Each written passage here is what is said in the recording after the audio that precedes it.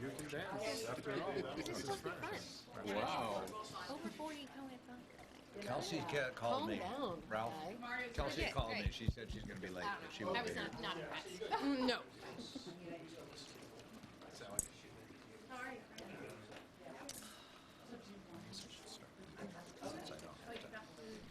Okay. Going to call this meeting to order.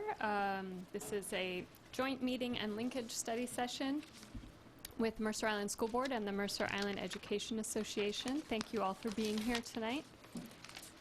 We're going to be talking about several topics of mutual interest. And we could go around. Do we need to introduce ourselves? I saw a lot of introductions happening. We've got name tags, so hopefully everybody knows who each other is. And let's get started. So the first item on our agenda is talking about school safety in light of the recent Parkland shooting. And my thought about doing this was I wanted to honor the victims of that with possibly a moment of silence, but I kind of like the tired phrase, thoughts and prayers, thought maybe we could honor them with some moments of noise and express any thoughts that we have, and however people want to honor them and think about how it impacts all of us in our society, and including Mercer Island. So with that, anybody who would like to speak may do that. And I just wanted to say that since this is a study session and we are in the real world, we don't expect to find solutions necessarily tonight, but I thought it would be nice for us to be able to express our thoughts. So, would anyone like to begin?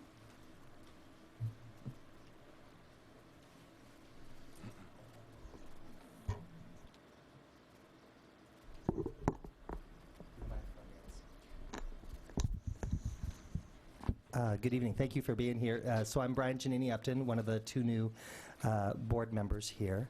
So thank you for being here tonight and to talk with us. I see some familiar faces and some new faces. In light of recent events, and last week I was fortunate to take a meeting with Tracy and Donna earlier in the week, just to say that there are so many conversations happening right now in our community around gun violence and mental health issues and school safety. And what roles we play in that as board members and administrators and educators and leaders. There's just so much happening that it was important to me that we took a moment tonight to just identify that there's a lot that needs to be fixed and a lot that needs to be changed. I'm really ennobled by the fact that students are stepping forward across the nation, raising their voices up and are leading change. And I'm really excited to hear what they have to say and the ideas that they have to bring into the conversation. But it was also really fortunate to me that we're having this meeting tonight where we can talk with you, the people who are right there in the front lines. You're in the classrooms, you're driving the buses, you're meeting the students when they're dropped off, and you're waving goodbye to them as they leave the schools at the end of their day.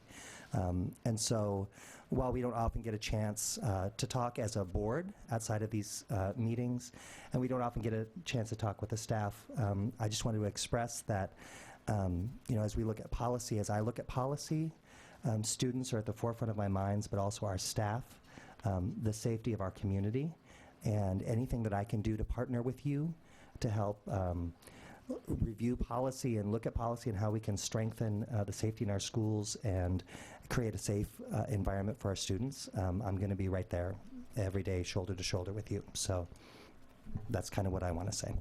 Thank you.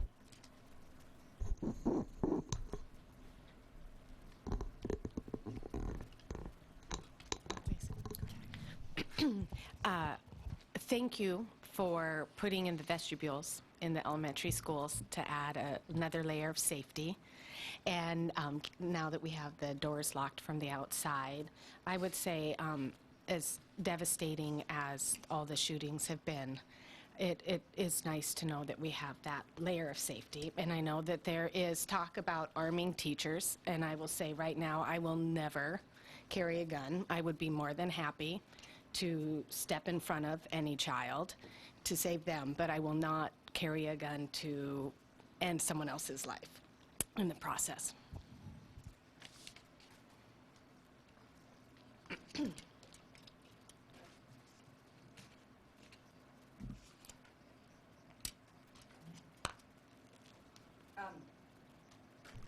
Turn that on. I'm Deborah Lurie. I'm the other newer board member. You know, just to echo some of what Brian said, and also just, you know, from my experience, one of the major reasons I'm sitting here today is because my daughter was in first grade when Sandy Hook happened, so same age kids, and that really kind of turned my world upside down. I'm not, you know, naive to the criminal justice system. I've worked in it. That's what I do. But this was an entirely different layer of terror and real world. And what got me through it was knowing that every single staff member in her building would have done everything they could to protect her. And that really just made me grateful for everything that teachers and staff and administration at the schools do every day to take care of our kids, in, you know, from the small little things to these horrible tragedies. So I want to say thank you, with the understanding that most of you are going home to your own kids, and no kid should have to, you know, know that their parent who's given their life to taking care of other kids is not there anymore. You know, I think we're doing a really good job, certainly on the social emotional learning. Obviously, there's always more to be done, but I think we're doing a good job. But really what has hit home is, you know, protecting our kids from the outside world without then treating it like a prison, because schools and prisons are very different. If teachers come armed to school, my daughter won't be attending that school anymore. So, I mean, that's where I stand on that personally. We've never discussed this as a board. So I just wanted to say thank you, and understanding that when most of you went into teaching, this probably never crossed your mind, and it's something new, and something that we will figure out.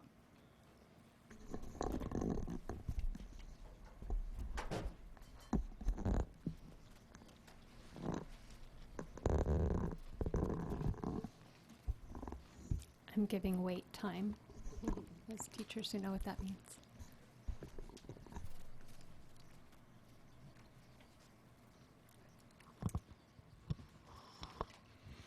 Okay, my name is Miguel Guerra Kerrigan. I working here for 26 years. This is my 26th. And I never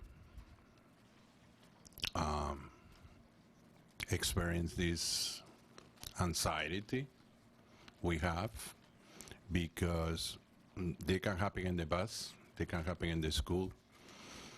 And I know the district tried to secure the buildings, but I noticed that in some of the buildings, if you carry a gun or crazy people come into the buildings, they can shoot through the windows.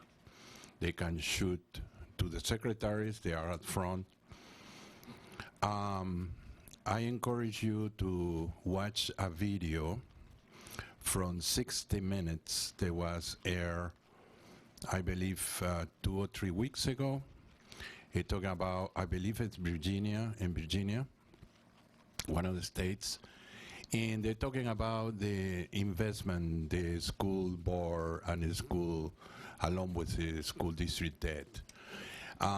They put bulletproof windows, what do you call those machines they are in the airport, but a simple machine, so they can detect any guns or explosive. They put a system in the building that they connect the school, the particular school, connect with the police.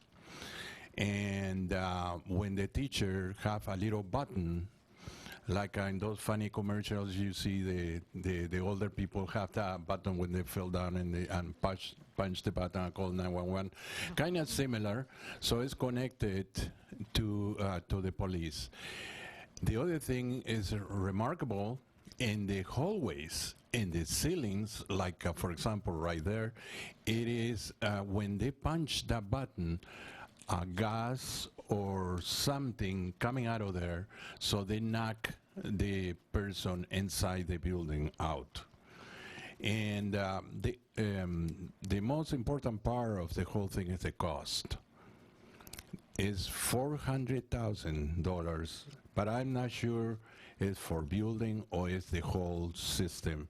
I encourage you to watch this because it's very, I never see something like that, because if we put windows, that's nice to have the locked doors, but if you have regular glass, the bullets can go through, trust me. And that's something we need to invest for the safe ourselves, our co-workers, and mainly for the safe of our kids. Thank you.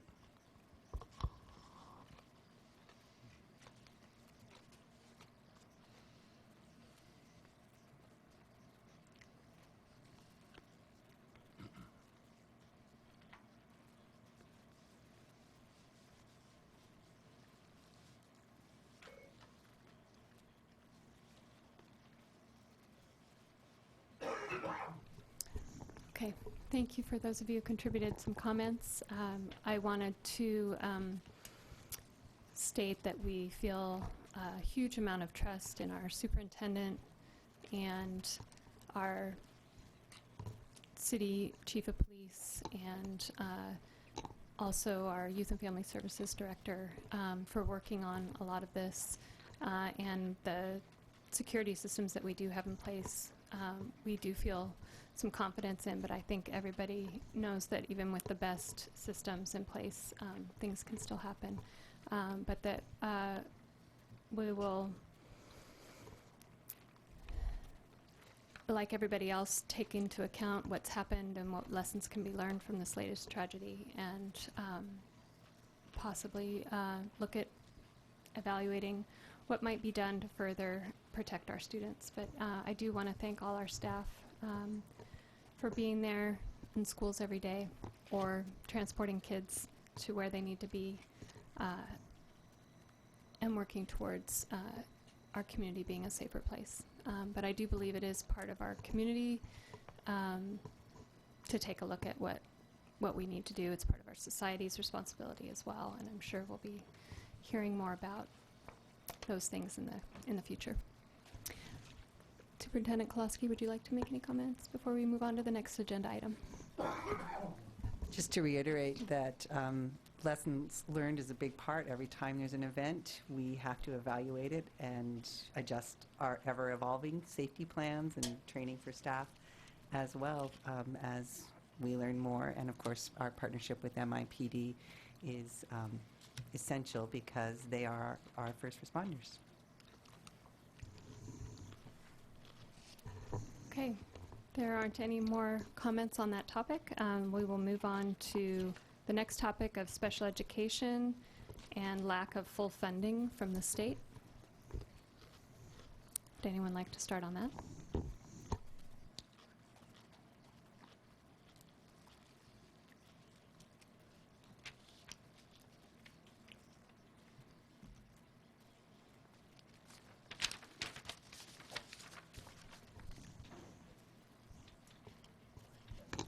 Go ahead, Brian.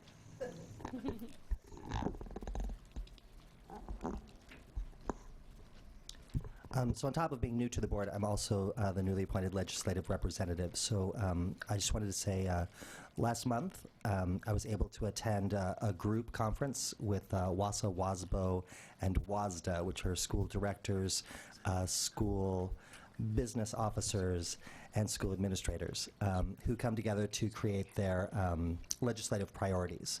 And so we were able to meet with the governor. We took a day on the Hill to talk with our representatives. And so special education was up there as identified as one of our priorities, along with capital budgets and separating, delinking graduation requirements with standardized tests.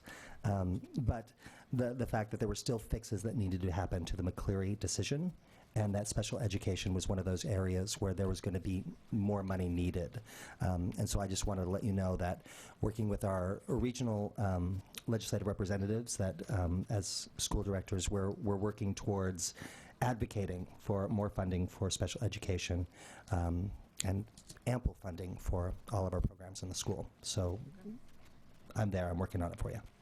Thanks.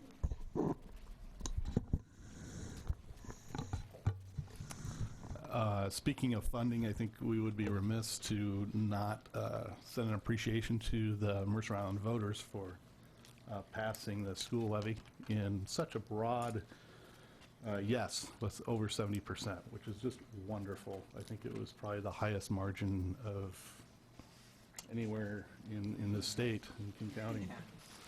And, you know,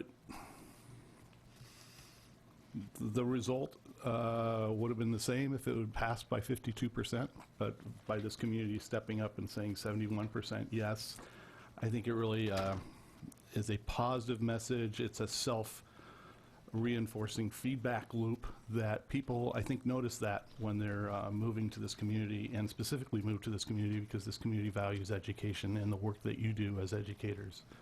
So it's fantastic.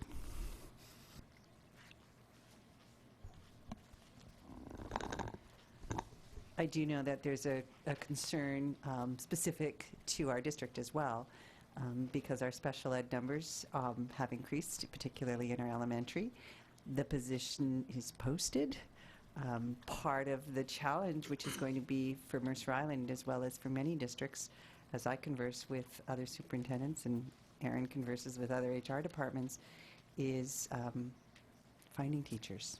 Mm-hmm. And that's not been a huge issue for us here because we are small and we've been able to find teachers, but this is a position that we've had posted and not had any qualified applicants for, so we'll continue to post. And as we're in hiring season now, we have every hope and intent of being able to fully staff.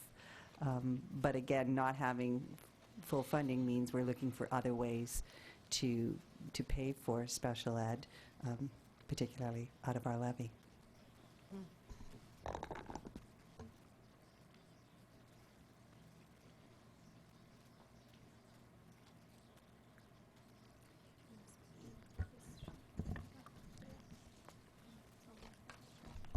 So we did receive, and there's been lots of conversation as both the House and the Senate have put forward bills that we're waiting with anticipation as to what will actually be fruitful of this short session that they're addressing.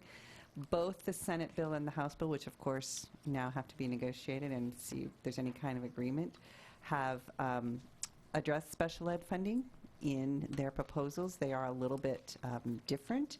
They both enhance the per student funding for students. The Senate bill, I think, yes, enhances at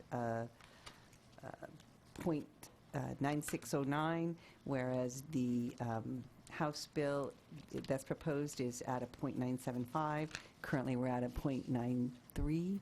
So they've both suggested enhancement. Where it's going to come, we do have to wait and see. And will it affect what happens with safety net, which is something that we're able to recoup a lot of our costs from. Our director in special ed, Lindsay Myantich, does a fabulous job of making sure that we're getting full value out of our safety net. It's a compliance piece, but she dives right in and does a great job making sure that we get that back. So we'll have to watch carefully to see if it affects safety net amount as well.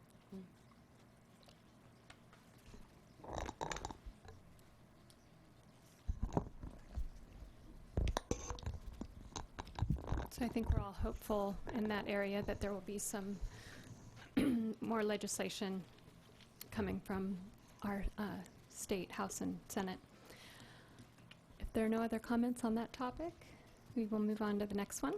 So new requirements for paraeducators. And maybe Donna, you could tee that up. So under new law at state level, paraeducators are going to be required to meet certain requirements that are equivalent to an associate's degree or a bachelor's degree or a test. And when I first heard about this, I went, oh my gosh, we did this in California. There was a grandfather clause, and I kept saying, oh, there's got to be some kind of grandfather clause for employees that are already working in the job. We're not seeing that happen, which means that if there is a paraeducator who does not have the college credits and struggles to pass the test, because we know that there are adults who have test anxiety and struggle to pass tests as well, we're not sure what the ramifications for those employees will be. Many districts that hire that have a lot of English language learners hire a lot of paras to support that, especially when it's their native language. And so having them have to pass the test as well could be really problematic. Again, it's not something that there's been a lot of conversation about. We have some employees, some paraeducators that this could impact, and so we're working hard with them to support them in trying to get them through the test so that they can pass the test. And then whatever other creative resolutions we can come up with, we're putting our heads together and trying to make sure that we can support them, because it just doesn't make sense that if someone's been doing the job for several years and now because they can't pass this test, they're not qualified to do the job anymore. It seems kind of nonsensical, so we're working through that.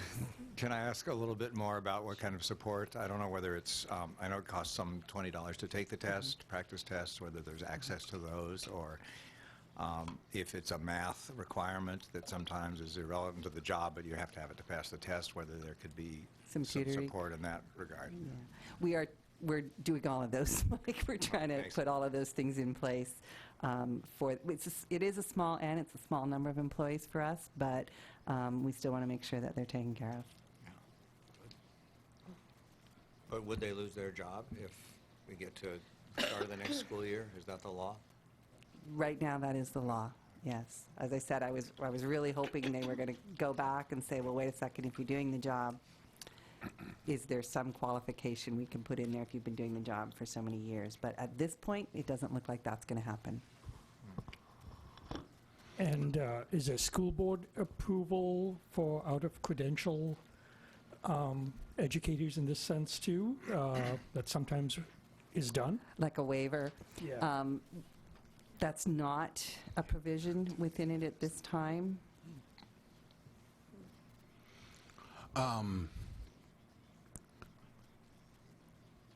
People, they have anxiety over this, especially people that working many years. With all the respect, the people coming out of the universities, they are smart in the books. That's logical, but they are not smart in the practical way, like we are. When we have years of experience, at least you pass a threshold of 5 years, you deal almost in the same level of the people that coming out of the university. I was kind of involved with in these 3 or 4 years ago with the ACT. ACT is committee part of the WEA that represent 13,000 classifieds in the state of Washington. And I oppose to some of the stuff precisely this point that you don't know and we don't know that if they're going to fire these people, which is going to be unfair. Something proposing is that I know I have the book for pass the test, and the book is divided in English part and math part, very simple. But there are people that have anxiety after many years to finish university or school or whatever. They don't want to pass the test. They're thinking it's not because they don't want it. It's because it's ridiculous in some point. I know there's requirements. I respect the law. I respect, but sometimes you know how they're coming out of the Olympia and all the stuff. They're coming out of the legislators sometimes without thinking. It is a way through you or through your colleagues in other districts to find it out a tutor or people, they can help some of the classified to pass the tests. And because if we leave it as it is right now, I know you don't do that, but if we leave it as it is, there are going to be consequences if we don't fix it. I believe in fixing problems. I believe not only present the problem, but present the fix. So one of the things I was thinking is create a tutors. Maybe the teachers can review the book, go with the parapro, review the book, and spend some time with the book. Okay, this is what it is. It's funny because one of the person I know, this person passed this person read all the books you ever can think. But when they came to that test, the comprehension, this person flunked. And I know this person is very good, but this person was 94%, 4 points from the completed test. I don't think that's fair. So we need to do as members of this school, try to help our friends to pass the test some way, somehow. And the other thing, like you mentioned early, grandfather and the person it is. Thank you.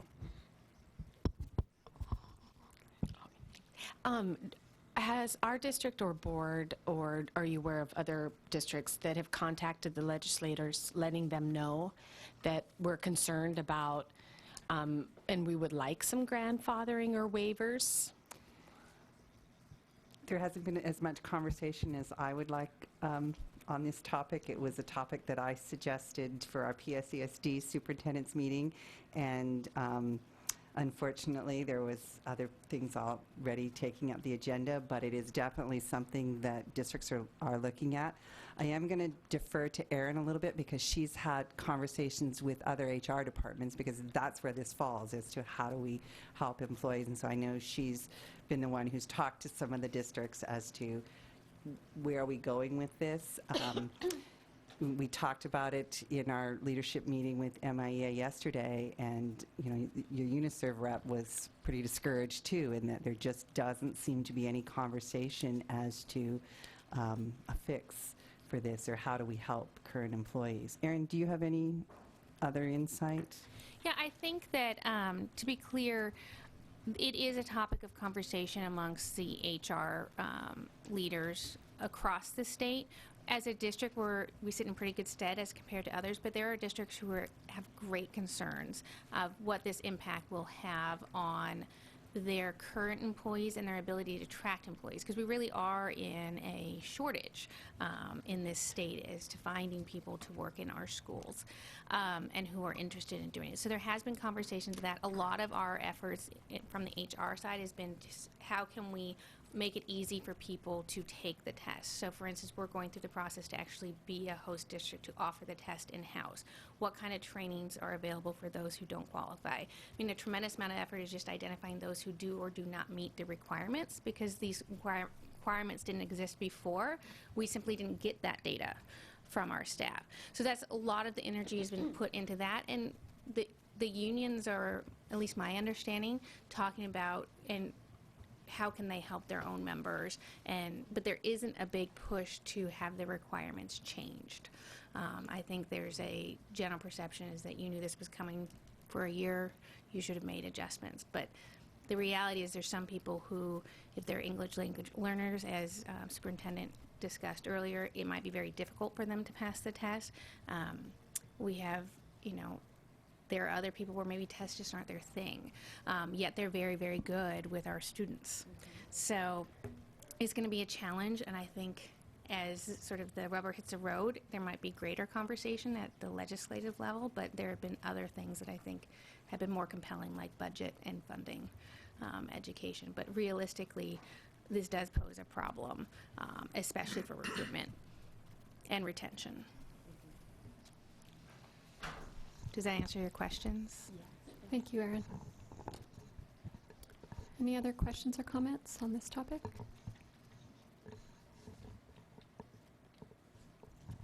Are there any incentives that go along with passing this test, like increased pay or anything like that?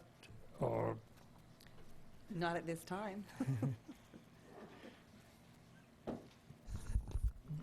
The only thing I would just quickly add for contextual purposes, I think what the legislature did is they really looked at what's been in place already for Title I for years and years and years, going back to the very beginning of No Child Left Behind. Because any staff member who we use Title I funding to pay part of their salary, they already had to meet these requirements. So I think best intention by the legislature was, having really highly qualified people working with our students is a high priority. The short-sighted piece of that is this the best metric to measure whether or not someone is capable to work with students? And so they really just took the language from the federal standard on Title I and just pulled it across and now applied it everywhere. So that just historically, that's kind of what's happened. The language is almost identical of what they did here at the local level. I happen to agree that I think in a time when we're trying to attract and retain the best, this isn't the best measurement, but this is where we are. And, last year, part of an MOU that came out of the bargaining process with MIEA and the district was to start working on this early, which is why we started working on it back in the fall, so that we could contact people early and often, and we all agreed that's a very positive thing for everyone. So. I was just going to add in that while it doesn't pertain to the board work, the work that brought me here to the board was through the PTA here on Mercer Island and the work that they do here through advocacy. And I know that this has been a priority for Washington State PTA. It's in their biennium priorities, I believe. And they're continuing to work on this and to advocate for that. So I think there are allies. And so I think as we continue to work across our organizations and find those, we know that the PTA oftentimes when they mobilize have a tremendous voice. And a huge membership, I think over 130,000 members in Washington State. So that's an ally that we can reach out to for resources and information and support.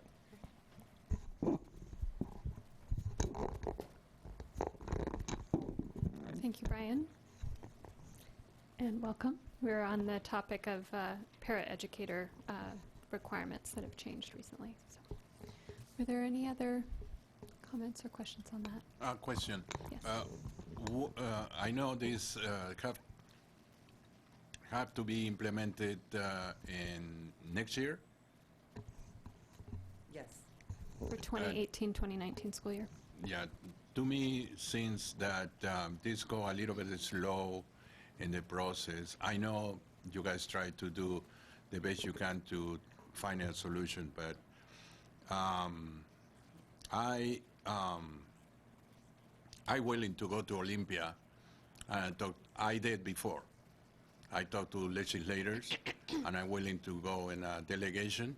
I know the vice governor in person, and I can talk to him, and maybe some of the Democrat legislators I know, and maybe we can coming up with something. But we need to act before the next year. Thank you. Thank you. Okay, I'm sure we'll be hearing more about that in later meetings. Our next topic is health plan changes for the 2019-2020 school year, coming from the state. Sure, I can address this. So this was part of the most recent House bill that all school employees will go into this public employee pool for health benefits. And there hasn't, again, been a lot of conversation about this. It was a couple of sentences in the House bill and not a lot of detail. And so it's something that I will admit I'm the one who keeps bringing this up because I would like some details in how this is going to work for our employees. And how is it going to work for our district? How is the state going to fund for the health coverage for our employees? Are they going to look at the pool and then say, okay, everyone's going to get this amount? Are they going to fund it that way, or is it going to be out of our basic ed funding? And do they have a real model that it's going to be the most cost-effective way for us to provide health care benefits for our employees? So it's one of those we're waiting to see, and we continue not to get much in the way of details on it. So I'm not sure. I know I've brought it up in our leadership meetings with MIEA, and I keep hearing that you're not hearing much either. So it's one of those things that hopefully with a united voice we can put a little pressure on to say, give us some explanation as to how this is going to work so we can plan for budget and for employees as well. So let's open that up to any comments or questions, conversation. I don't know if you, guys know, but there was a rumor or conversations a year ago, and the legislator tried to cut our health insurance, and they tried to mimic the one in Oregon. That is the idea. A lot of legislators, they like the system in Oregon, which is, I believe, they changed. And we have 18 months in order to, in the future, that the legislator probably going to change our system. I don't know if that's true or not, but that's what I hear. I think we're all at the, at the level of rumors. I do know that a couple years ago, the state tried to move teachers into this, and WEA and MIA resisted, and that didn't come into the law. But it is to be law. A rumor I've heard is that the state doesn't really know how to do this, and so they'll make as few changes as possible, which I think is probably what we would all want for planning purposes, to have some sort of stability. But none of us know anything about this really, except that it's going to happen. I think that, we were happy with the agreement we were able to reach with Primera for this year, but this is going to supersede that too. So all we can do is try to have our efforts together, as you said, but we don't know in what direction.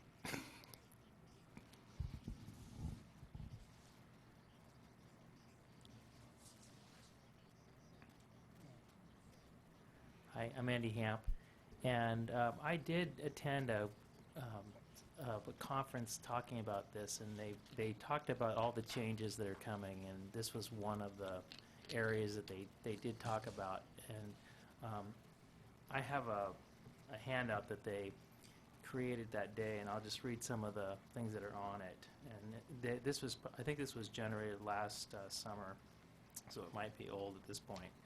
But one of the problems was that the optional benefits that they would have would no longer be bargained with the unions anymore. Basically, the program would be non-bargainable, which we thought was a negative for us, because in the past we've been able to discuss areas where we can help make these programs better for us. According to this, the state will allocate a 1.0 FTE cost to the district to be remitted to the HCA, or the healthcare program. And employee benefits, they will lower the amount of hours that you need to have in order to qualify, which is a good thing for the classified workers, to just 630 annual hours. And I believe that now we're somewhere around 1,400 hours. So that's going to be a big plus for the educational support people.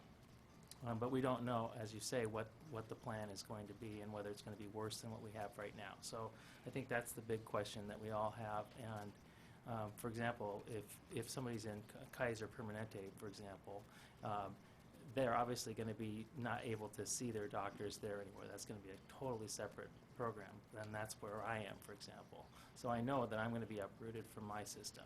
I don't know what's going to happen with the Blue Cross people.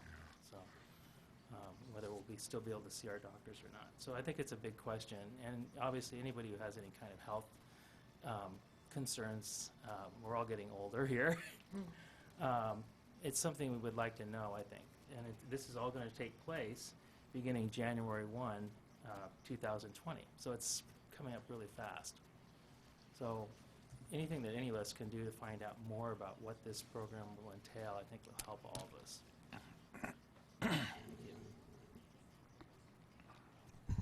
Thank you for sharing that. Okay. Any other comments?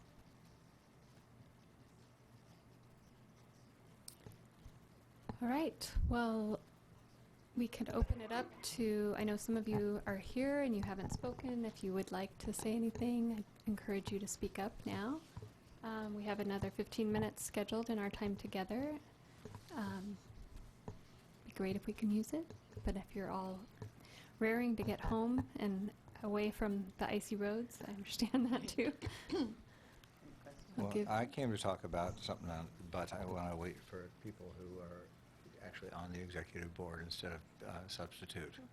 Mark is going to Hamilton tonight, so that's why. And that's why he's not here. Please go. Okay.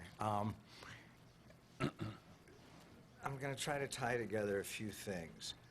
It started with me feeling bullied by kids who wanted A-minuses or A's instead of B pluses and A-minuses. I was ganged up on at the end of the semester. I've never felt so threatened or disrespected by students. And I was, you didn't want to hear that part. And so that got me thinking a lot about some discussions we had last year about failure, encouraging kids to take risks and stumble and grow from those. And the fact of the matter is people at the high school, at least from my perspective, and I will share from the social studies department, don't think that that is an option that students want to take. If there are online courses, there's one, sidebar. What are we going to do about online courses? If you can take a nice, easy online course, which will get you a credit that's much easier than what you'd have to do at school, and you'll have a better grade, then people will go in that direction, seems to be. A couple years ago, we created a year-long freshman history course for people who wanted a little more depth. Well, it turns out there's a rumor that it's a GPA buster, so people dropped at the midterm, at semester. So now they've stopped at about the, how far did we get? So maybe they were at Greece and Rome, and then they'll pick up in 10th grade 1,000 years later without anything in between. But they didn't want to take that course because it was going to ruin their GPA. Somebody is 59th on class rank with a 3.93. This is the world we live in. And I'm not at all suggesting there's a fix here, but I think we need the straight dope from the college counselors, or the college admissions team. What are you looking for? Because, and here's where, it's not about failure, it's about success. If kids are going to do better getting into college, which we can't talk them out of wanting to go to college and shouldn't, then they should take classes where they can get better grades. And we should tell them that, and the parents should tell them that. And instead of taking classes that are over their head and they're finding more stress, back to the mental health and the anxiety element of this. So there are a lot of these cross currents, but none of them actually are about teaching kids to fail. They're all about kids finding ways to get around the learning in order to succeed. And this is a high school issue. I don't know if it's gotten to the middle school yet or the elementary. I saw Kelsey nodding. If you have your own anecdotes. Again, I'm in the weeds. That's where I live, right? But, and you were instructed not to get in the weeds as the board, but I want you to see what this feels like. And this monster hasn't been created by Mercer Island, but we are in a unique position to do amazing things that other people can't do. We can do a high school play about high school rape that would be much too threatening anywhere else in the country, I think. And I think my 3 minutes are up, so I ought to stop. That was for you, though. So I would just close to say I think this is a conversation that we need to have, and I don't really know who the right people are to have, and it's obviously not just a high school issue, but I did want to raise it because I care about this place, and I think that there's some tendencies that they're not best practice. Can I ask a question directly back at that? Do the kids who are in that year-long class know that they could take it pass-fail instead of for a letter grade? I don't know the answer to that question. I would think so. I mean, you can take whatever you want, pass, fail, but that's not a good GPA builder either. You don't want to pass on your transcript. That looks like avoidance of failure.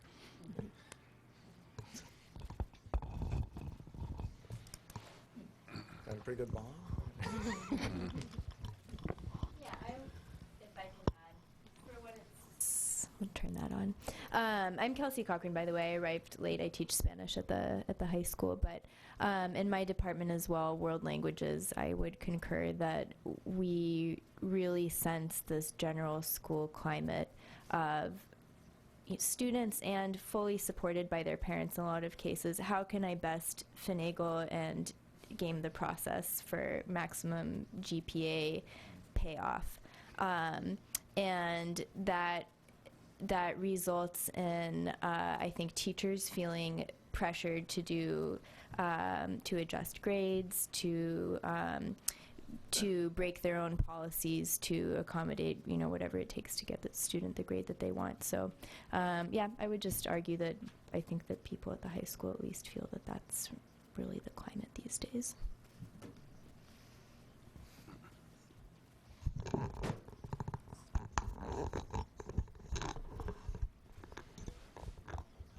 So as a former student here, graduated in 1990, giving my age, it was the same exact thing. So nothing's changed. I think it's gotten worse from what I hear, but I'm obviously not 16 years old, so it's hard to feel it.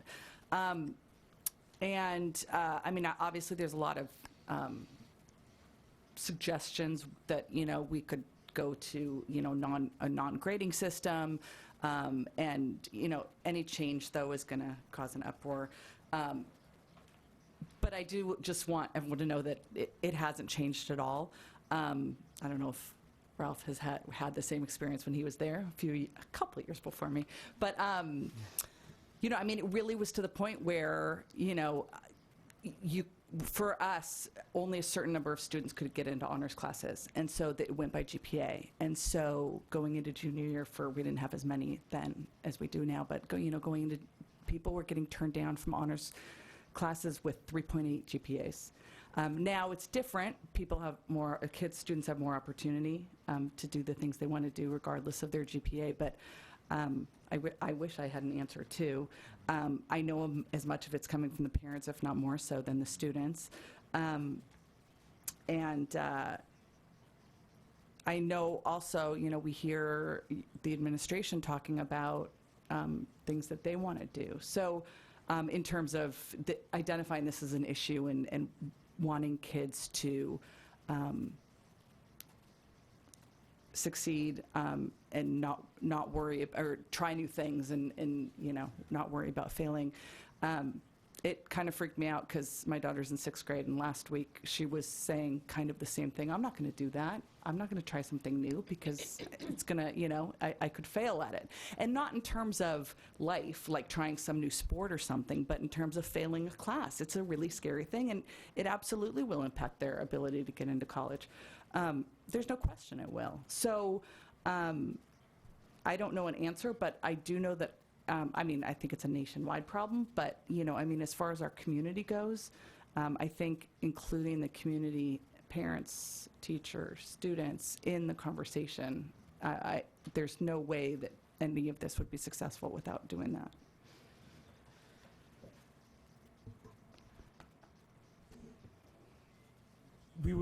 I was with my son on a college trip over the holiday break. So My student. well aware of this, and I don't think the anxiety is communities doing or school doing. I do appreciate that when the students go to these colleges, they tell you about grades and GPAs and SAT scores and expectations around AP courses and what you've taken and what grade you got in them and whether you took the AP test or not. And they're pretty clear about the formulas that I used. And a lot of the time they tell you also that you've got a lot of negotiation room when you do your essays and you do your interviews. So it's not completely black and white. And so I think kids get that one message coming from colleges, and they take what they want. And I certainly hear my son take, oh, grades are a big deal, and maybe I should have paid more attention to them earlier. But I think teachers are right, and in the sense that you have to get into a college that'll fit you and that you will like, and don't try to be someone you're not. And I think kids eventually do learn and internalize that. You can't force a grade upon yourself and be a history major when you're really not, or a music major when you're really not. So I get all that. But I do think, I agree with Deborah that kids need to be in part of this conversation. We do encourage kids to try and fail. I think some things we do also encourage kids to do is advocate for themselves. And in some sense, being thoughtful about advocating for a better grade, maybe shouldn't be looked down upon. Maybe that is a good thing. They're trying to do that and support themselves. Maybe they need to learn how to keep this from being too aggressive, and maybe mental health counseling might come in at that point too. But I do think the advocation is good. I think in terms of risk-taking, I didn't hear anything negative about pass-fail courses. Something interesting for us to think about is, when do you get to decide a course is pass-fail? Is it when you take it? Is it instead of dropping it, you can go pass-fail later on? And then the other one that has come up is, how do we as teachers, as educators, think about allowing kids to drop one or two grades, drop my two lowest grades. We were watching the Olympics, right? The snowboarders were there going down, and they got to drop 2 out of 3, and pull in a win, pretty amazingly so. So, are those opportunities from sports that we can offer to our kids so that taking risk, at that point, if you're allowed to drop your lowest grade, you know that up front, you're pretty aware of that.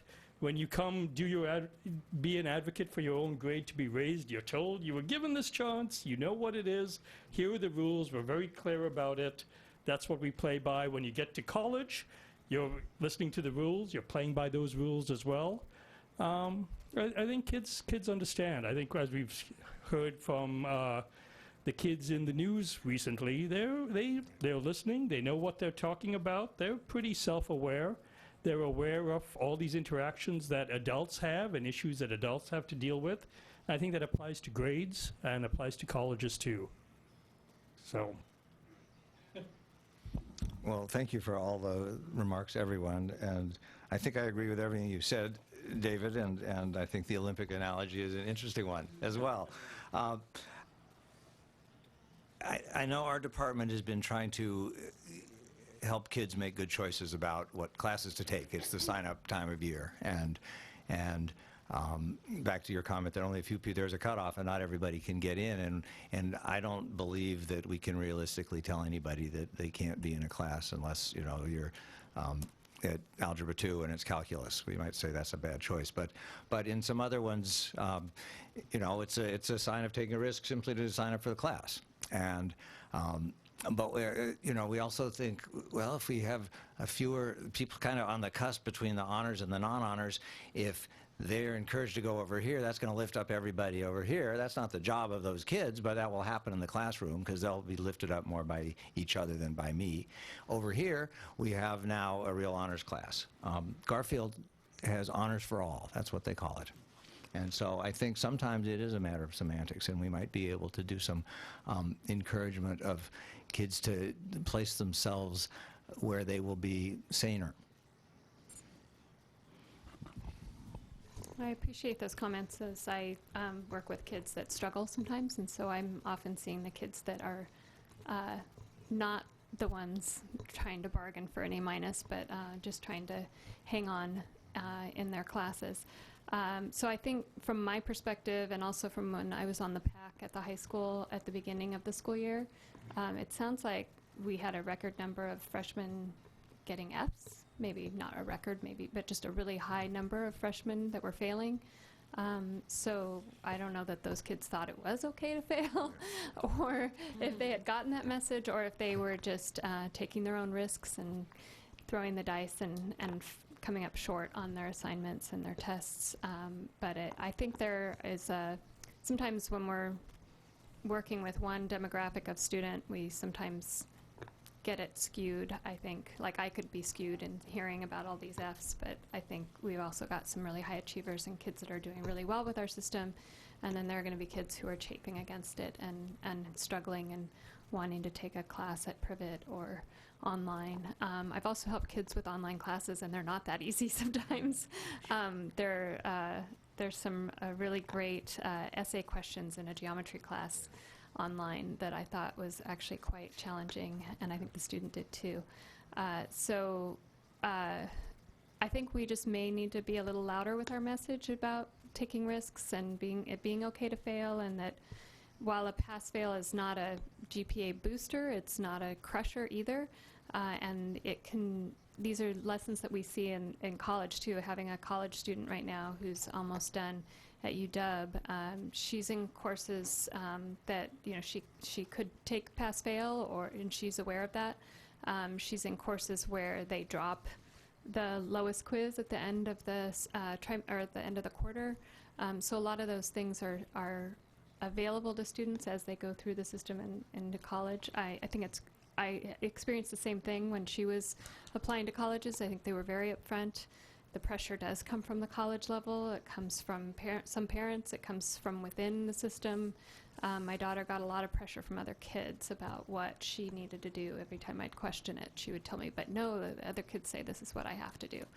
So I think it's coming from all over. There's a really interesting book that I started reading but got too depressed to continue, which is called The Overachievers, about following a set of kids through their high-achieving years in high school, taking 6 AP courses at once and such, and it's amazing what some young people feel compelled to do to find their way through life. But I know we have a lot of kids taking many different paths, and I think we all, as adults in the system, need to encourage them to find their way and believe in them and what they need to do. And if they fail a little along the way, those are lessons learned and opportunities for learning as well. So, I have some students I work with that are realizing now as a sophomore or junior that they are not necessarily going to get to go to the college that they wanted to because of their performance. And that's a life lesson. And it doesn't mean they're not going to be successful someday, because I'm sure we can all look back at some of our friends in high school who didn't do so well or didn't go on to the best college, and a lot of them are doing really well now, maybe better than some of us who went to college or got higher degrees. So there's a lot of paths out there, and that's what I tell my families and my students as well, that it's just the path you're on, do the best you can do at the time. So I hope that some of that sinks in for a lot of kids going forward, and for the adults out there as well. Any other comments before I close it? Yes.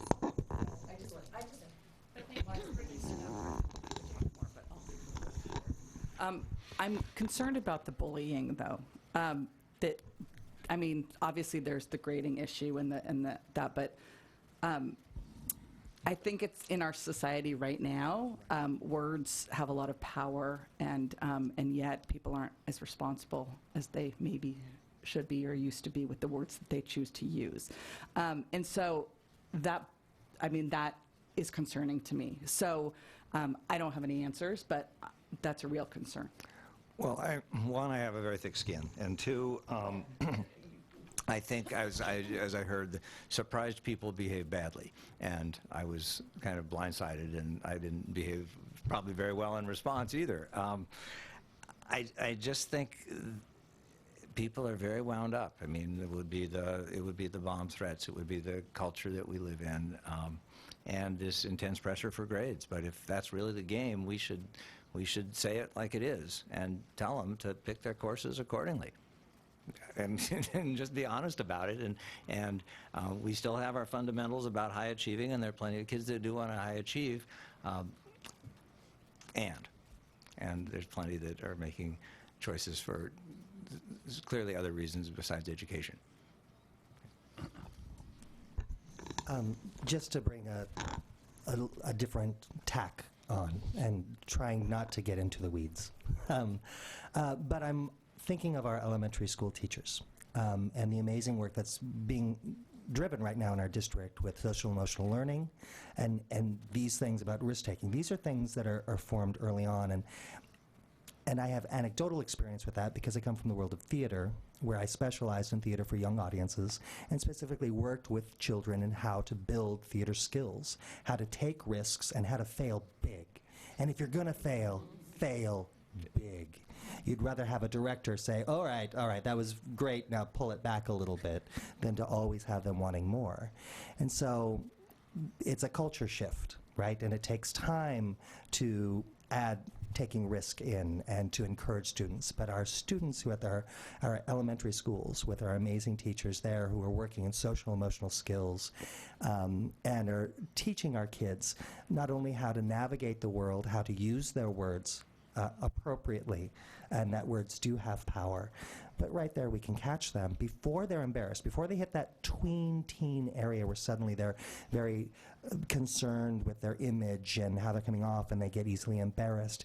If you can catch children before they hit that mark, you're going to have children who take risk and understand the value of taking a risk, failing, and trying again.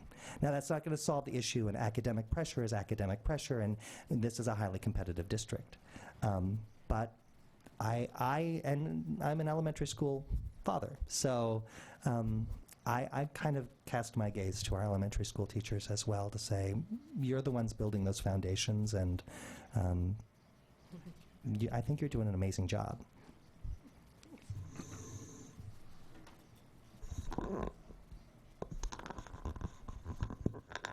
Vicki, Sally, any words you want to give? I'll throw in my 2 cents just at the middle school. So it's interesting to hear what's happening at the high school, because at the middle school, I see kids who do not want to take a risk. They want to be spoon-fed everything because they do not want to fail. And they see that they don't see the learning that comes out of that. And I spend a lot of time talking to parents about, it's okay, it's 7th grade. This is not going on your college transcript. You're not going to get, it's not going to prevent you from getting into Yale if you don't pass, a trimester of language arts. But it's really difficult to get that across to students that, you just don't get an A because you show up in class. And the work ethic that I see has dropped dramatically all across the board. I mean, that's not to say that we don't have kids who are, high achievers and they will do whatever they have to do to get an A. But I see a whole group of kids, and I don't think it's coming from, what elementary school teachers are doing. I mean, I don't know where it's coming from, because I know that we all work really hard to get our kids to understand that it's the learning is important. It's not the grade that's important, but it's still really difficult to get that across to kids. I mean, I think it's something that that all of us are dealing with, and you guys see it at the high school because that's when it really counts. But I just think it seems to me that it's got and maybe just because I'm getting older every year, but it seems to be worse every year. And that kids don't understand that you actually do have to work and put effort in. And no, I'm not going to tell you how to do this. I've given you, the application, the transference. It's really scary for kids, and I don't know why it's so different now. Because I feel like it's very different. And, is it technology? Is it the fact that you can just talk and say, Siri, tell me what to do? Like, how do I spell it? What does it look like? Where do I find this information? Because kids are not having to use a lot of that, sort of a lot of those skills that I feel like I grew up with and had to know. And, I didn't have a teacher on call 24/7 and say, I don't understand this, or I don't get how to do this, or I forgot this, or, I think there's a lot of things that we are battling against that may not be in our control. And, I don't have any answers for it either, but I see it at the middle school level too. And I would add that we're seeing it at the elementary school level. We're struggling with kids not understanding that homework actually has deadlines, that you need to turn it in by a certain date. It's definitely on the rise right now. I teach 5th grade, so we spend a lot of time talking about why we're struggling to get kids to turn things in. I've been teaching for an awfully long time. There's a trend going on. We're trying to figure out, does it have to do with electronics, which is what you're saying? Does it have to do with the difference in expectations for parents? We're making a lot of allowances for kids, more than we ever have before, extending deadlines. What's the message that sends when they start moving towards middle school and then on to high school and then thinking about college? If we're constantly, what is the boundary? Because I think a lot of kids don't understand what the boundary is anymore. Is that bad or good? I'm not going to make that judgment. I have kids with dyslexia and attention issues personally, so I can tell you that a lot of those allowances probably saved my children's rear ends over the years. But when they start moving up in the world and they get to the high school level and the deadlines are there and all their life they've been used to not having a deadline, that's an interesting conundrum. So everything has to change in the system if it's going to start at the elementary school, and these are the changes we're making. We're accommodating everybody, and we really do accommodate everybody. How do you deal with that when you get up to this level, when they're so used to being constantly accommodated? So that's just, one thing to talk about. Why do they want to go to high school and negotiate the grades? Well, because at elementary school, you can negotiate the grades. So there's a pattern there. We're teaching the parents that, and we're teaching the kids that. So then the system's got an issue. So I don't know. That's where I'm at. Well, thank you. Thank you for everyone's honest input, and it's good for us all to hear about the weeds and different weeds. So thank you all for coming. We look forward to next time. Come visit us anytime. We're here a couple times a month. Thank you. We'll take a short recess now till 7 o'clock, till 7 o'clock, when we'll have public input. Thank you.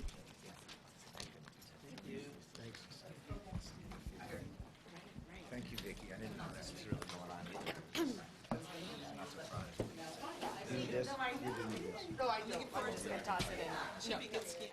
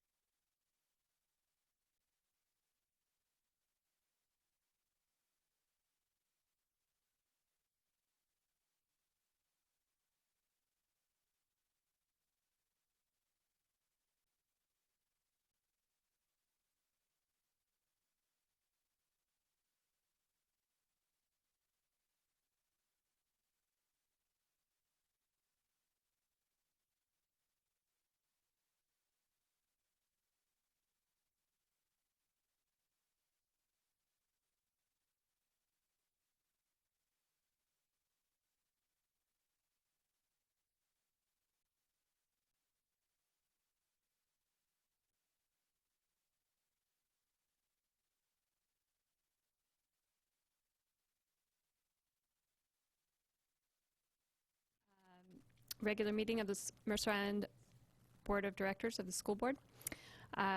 Do I have a motion to establish the agenda? I move we establish the agenda as published. I'll second that. And all those in favor? Aye. Opposed? Okay. So we have our agenda, and first item on the list is public input. And we have one item for public input, right? Go ahead and come to the podium, please, Mr. Zaitsev, and I'll read our rules. This meeting is a meeting of the board in public. If you would like to address the board on a particular issue, please limit your remarks to not more than 3 minutes. Appoint a spokesperson if a concern is a group concern, and if desired, provide written documentation to the board secretary in order to be included as part of the official board minutes. The board may direct the superintendent to respond to the issue expressed at a later date. Thank you. Go ahead. So I love to learn, I love to do research, and I love to read the news, and I love to think about the news. And about 6 months ago, there was a relatively small school shooting in the news. And I have a friend who's a doctor over in Seattle, and I see him from time to time, and we talk about lots of things from time to time. And because of the school shooting in the news and our conversations, I'd asked my friend, the doctor, I said, well, he has 3 kids, by the way. I says, so has your daughter, who's around 12 or 13, ever been taught by the school's run, hide, fight? Run, hide, fight is supposedly the police recommended training for active shooter situations. And my friend said, no, I don't think so. I'm not really sure. He says, I think if she had, I would have been told, but I don't really know. And I don't walk that often over at Mercerdale Park, but it turned out that a few days later I decided to walk around Mercerdale Park. And I was walking around Mercerdale Park and made several circuits, and on one of my circuits there were 5 kids of what looked to me to be a mixture of high school and middle school age. And so I was coming up and I approached them and I said, so are you guys of middle and high school age? And they said yes. And I said, I want to ask a question. I said, so do any of you folks know what is run, hide, fight?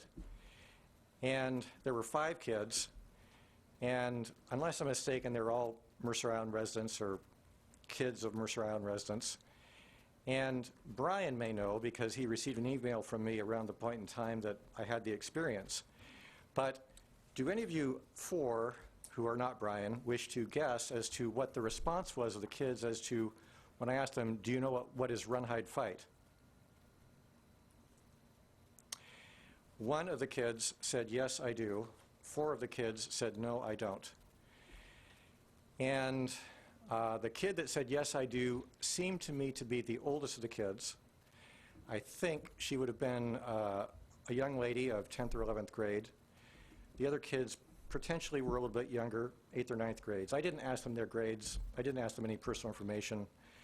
But after that, I ended up going to learning more about training drills in Washington State. Apparently, Washington State has a law that lockdown drills are supposed to be done 3 times a year. And so I assume that Mercer Island School Districts has lockdown drills that are being done in all the schools 3 times a year. If that's the case, I would hope that you begin to train the kids in run, hide, fight, so that when I ask them and encounter them again, hey, do you guys know what it is run, hide, fight? Much more than 1 in 5 will say, yes, I know. I have more to say on this topic, but I've consumed my 3 minutes. So, on another day, we'll greet you again, if possible. Thank you. Okay, next on our agenda is recognition for community volunteers and voters. And Superintendent Kolaski will take this.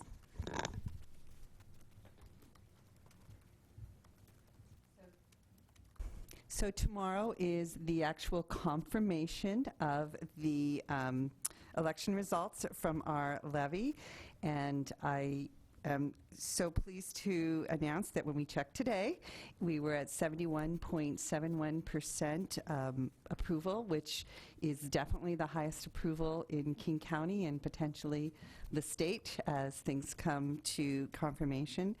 And the amount of support for the passage of this levy is amazing and overwhelming, and we know that there was a group of citizens that committed time and energy and sign waving and posting signs, and just to recognize them, send them an invite, but they're all very busy people who fit all of this work into their schedule. But Jen McClellan is here to represent the whole group. But I did commit to saying their names, so even though they're not here, we want to recognize them publicly. So Erin Gurney, Paula Holtzclaw, who I saw a couple times do the PowerPoint presentation and did a great job, Kathy McDonald, Jen McClellan, Joel Walks, Deb Voss, Sarah Ford, Bharat Shyam, Janelle Honeycutt, Allison Stovall, Sarah Leclerc, Jennifer Flood, and Melissa Naher. We couldn't have gotten that 71.71% without them, and of course without the voters on Mercer Island as well. We had a 42% voter turnout, which again might change a little bit before tomorrow, but we were really pleased to see that as well. That again is amazing results, and look tomorrow morning, if it's not too cold or snowy, or tomorrow afternoon, staff plans to show some of their appreciation to the voters on Mercer Island as well, with a little more sign waving. So thanks again to the volunteers on the committee for such an amazing job. We appreciate them. Yes, thank you. And I also wanted to thank the many sign waivers. I know there were more people than were on that list that were waving signs. And one morning was pretty good weather, and I was out there waving signs. And then later that day, the windstorm picked up, and I saw these two people out by Island Park, like practically being blown away with their signs. So we had some really dedicated volunteers out there. Really appreciate that. Next, I would like to recognize another member of the audience. Jamie, would you like to, well, you want to stand up? Should we have her stand up? Let's have her stand up. Yeah. So Jamie's standing up because it's her birthday today. Yes. No, Jamie is here tonight for recognition, as you will see on the consent agenda on the personnel report, that Jamie Prescott has been selected as the Director of Learning Services starting July 1 of 2018. I hope she realizes that it's a long summer in the central office. Fred and I are So just a little history. As you know, Jamie's been an associate principal at Mercer Island High School since 2012, coordinated many areas, including assessment, intervention, technology, ASB, and activities. Prior to that, she was an English journalism and leadership teacher at Mercer Island High School for 10 years and is a Mercer Island High School graduate. She received her Master's of Arts in Secondary Education from the University of Puget Sound, her administrative credential from Western Washington University, and executive leadership credentials from City University. She will succeed our own Jennifer Wright, who's leaving the district after 25 years of service as both a teacher and an administrator, but we wanted to have Jamie come and greet you as she moves forward, and we're excited to have her joining the central office team, and her colleagues at the high school are smiling, but I know inside they're all going, oh my gosh, but they're glad she's still going to be here at central office.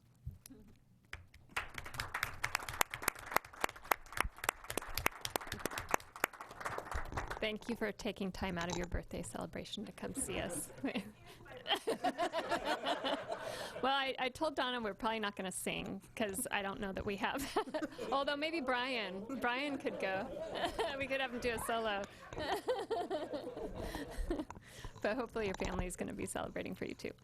All right, so we will move on to the next part of our meeting, the partial governance process monitoring. First item A, Board Policy 1800 OE 11, Facilities and Capital Assets Enrollment Update.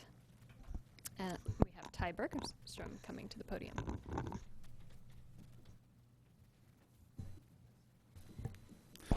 Good evening. Tonight we're bringing a update on enrollment projections. As part of our budget update, we talked a little bit about how we are over projected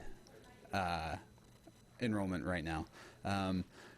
With this update, we're looking a little bit about enrollment in terms of where we are in projections and what we're looking for in terms of facility usage. As the district is starting planning for next year, we are looking at the staffing that the state is funding the schools at, moving towards the 17-to-1 K-3 staffing ratio. At this moment, our current staffing with our current student load, we are about 17.6-to-1 staffing ratio district-wide for K-3, which means we need to do just a little bit of work next year in terms to get that within the 17-to-1. We made a big push this year to get that down, and we've gotten us very close where we want to be. Now, one of the concerns that comes with the 17-to-1, it's not as big a concern for our district as for some other districts, but it's facilities. Where are we going to house all of these new sections that we're bringing in? As part of this, on an annual basis, we've been bringing you the 6-year capital facilities plan, which is a tool that we use to assess impact fees for new construction, new construction, not tear down construction or rebuilds, but actual new additions to housing on the island. And part of that process is a facility use assessment in terms of how well are we using the buildings, the existing facilities, in terms of capacity for students. We are in the process of updating that plan right now. We are looking at the number of teachers and classrooms and students within the buildings, and we're in the process of requesting data from the city so that we can hopefully bring you the 6-year capital facility plan early in the summer and for your approval. Now, the projected enrollment increase for 18-19 is about 10 students. The projections are based on the historical patterns of the cohorts or the grade levels moving through the grades, as well as birth rates on the island. Historically, more students have entered kindergarten than have been born on the island, so it's always a bit of a struggle trying to make sure that we have an appropriate projection for kindergartners. This year blew us out of the water. Just excited to have so many kids. It just surprised us very late in the game. So if you get a chance, please encourage families, neighbors, friends, if they have kindergartners, enroll them now so that we can be appropriately staffed when we want to welcome these kiddos. Moving forward, this is the most recent comparison of student FTE or full-time enrollment equivalency. The 17-18 budget had a K-12 projection of 4,320. We were currently sitting at 4,392. So we were about 72 FTE above projection. As you can see, most of that is in kindergarten and first grade.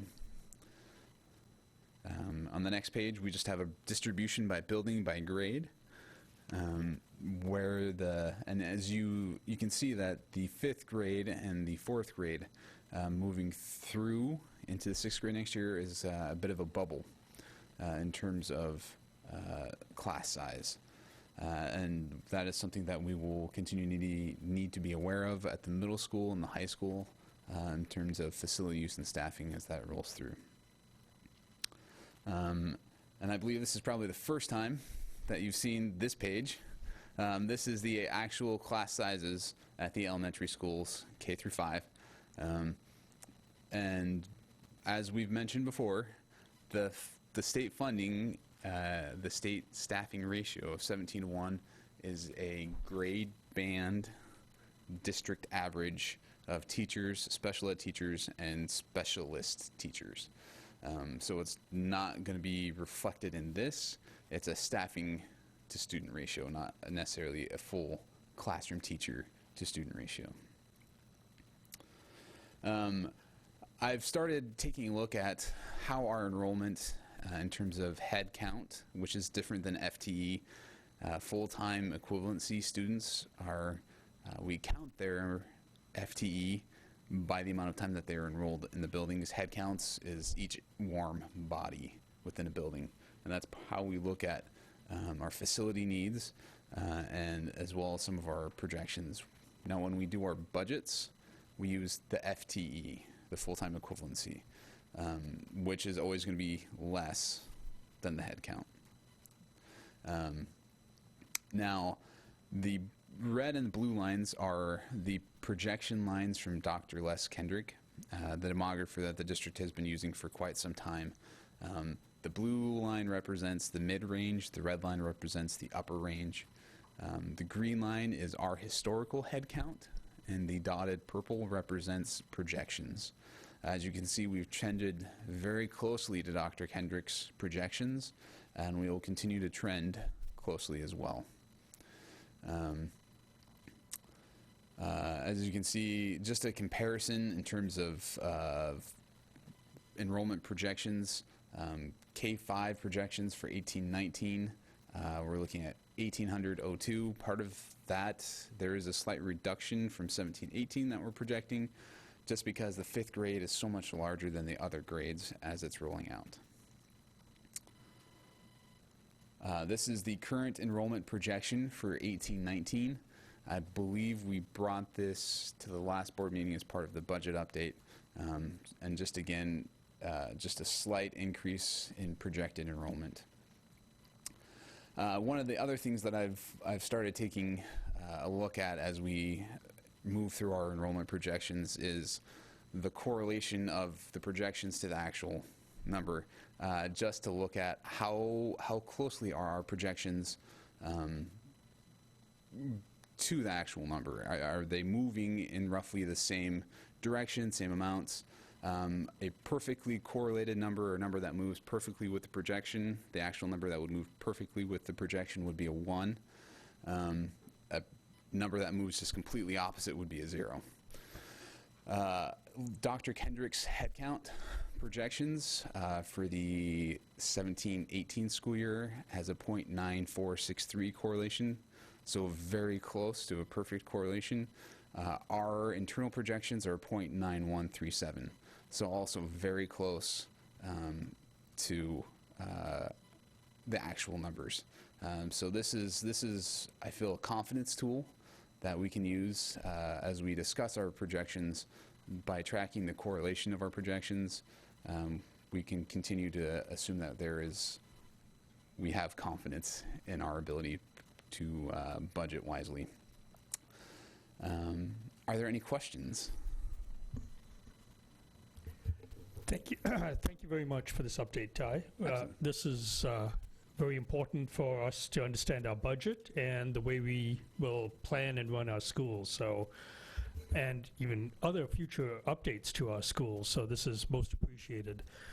One question I have would be, there's a general understanding that people are moving into the island versus birth rates of people already on the island. How are we looking at that to ensure that we are primarily driven by birth rates and not movement factors?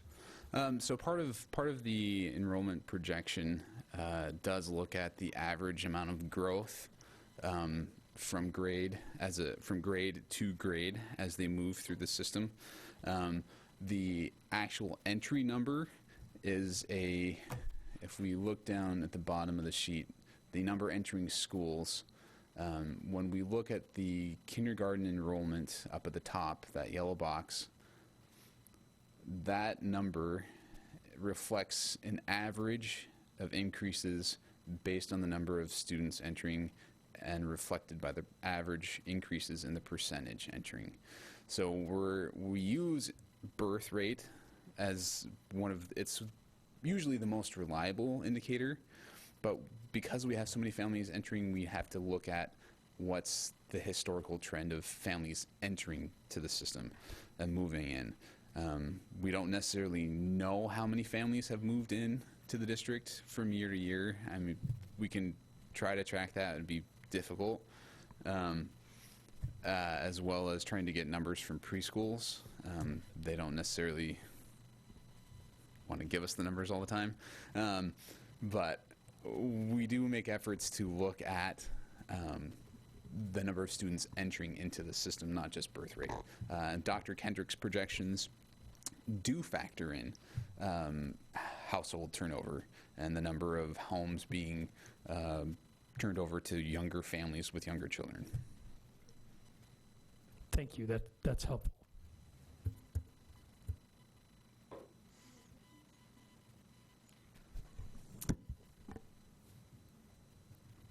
I have some concerns. You might not be the right person to answer this. Okay.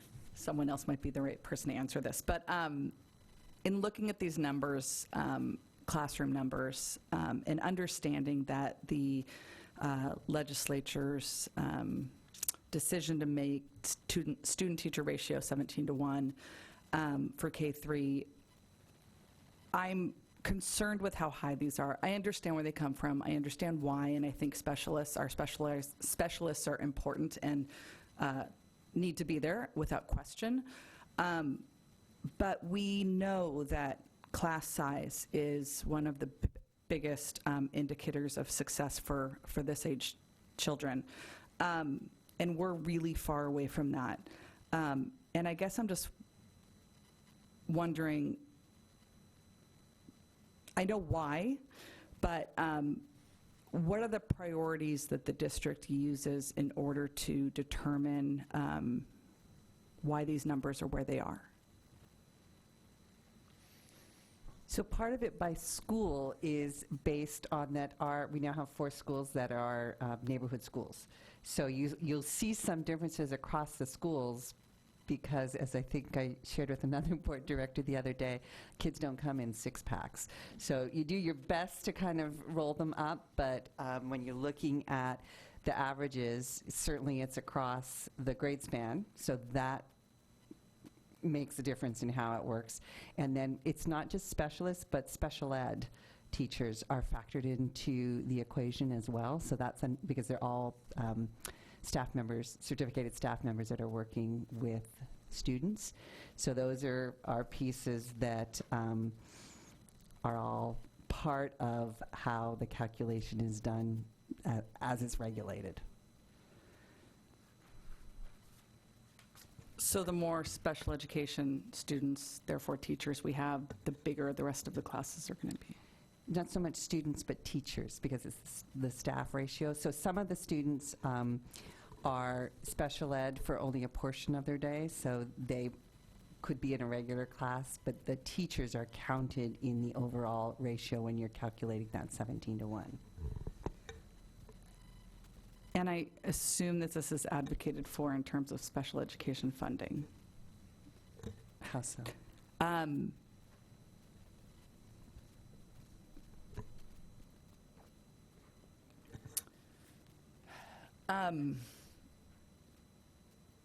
I don't like these numbers, and I know that it's I'm not blaming the district, but I just don't like them.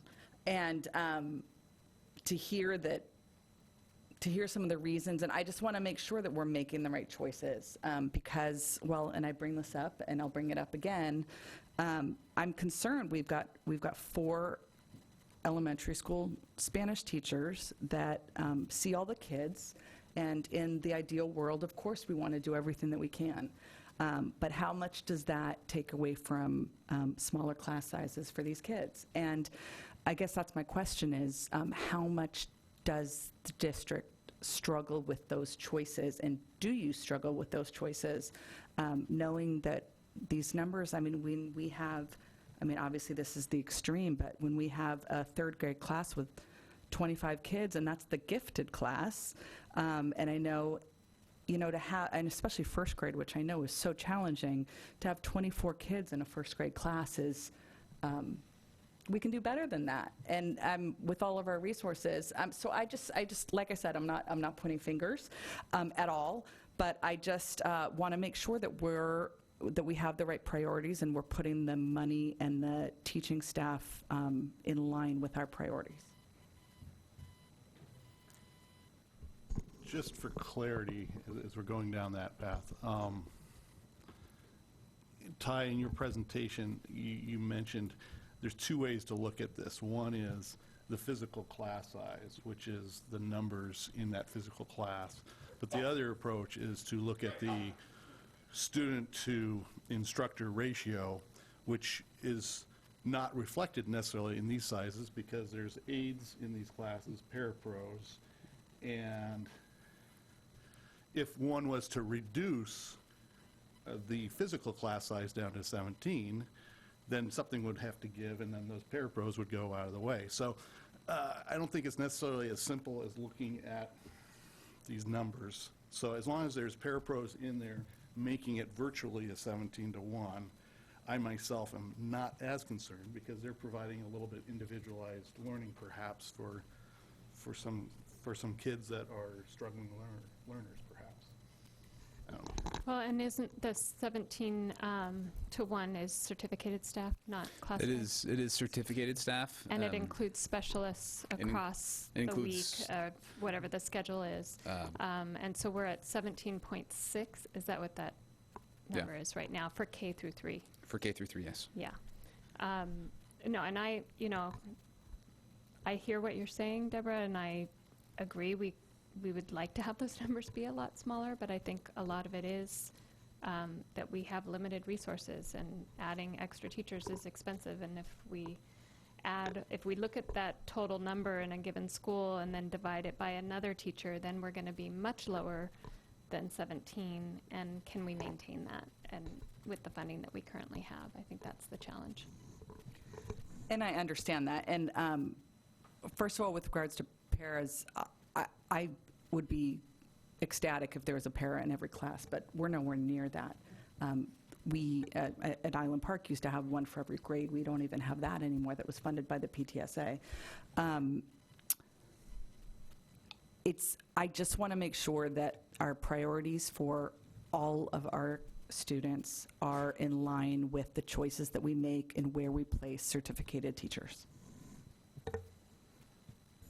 I'm curious, do we do comparisons against other districts, and how do we play in that? I know that's probably a lot to ask right now, but... There is data that is published. Part of the problem with that is how teachers are coded by individual districts. When we report our staffing to the state, we report on the S275 report. That's our staffing report, and we code our teachers by certain activities. And different districts code their teachers and their specialists differently. Some might code them a PE teacher as a specialist teacher. Some might code them as something else. So there are comparison data. It's not necessarily the cleanest comparison data. So when they do look at it, they pull those duty codes that we assign the teachers to, and they look at the number of students and the teachers by prorated FTE, because a lot of teachers, specialist teachers, do work with K-5.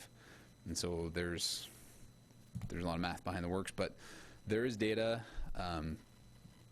I think we're probably in a very good place if we were to compare. I can look at the data and come back if you would like that. Is there any desire, Deborah, to get comparison data, or? I'm confident that we are among the strongest in this area. So it's, and again, I don't want to be anyone to feel like I'm pointing fingers or saying that they're hiding numbers, because I do understand where the numbers come from. Again, it's about what are our priorities for all of our students and making sure that those choices, those priorities line up with our choices.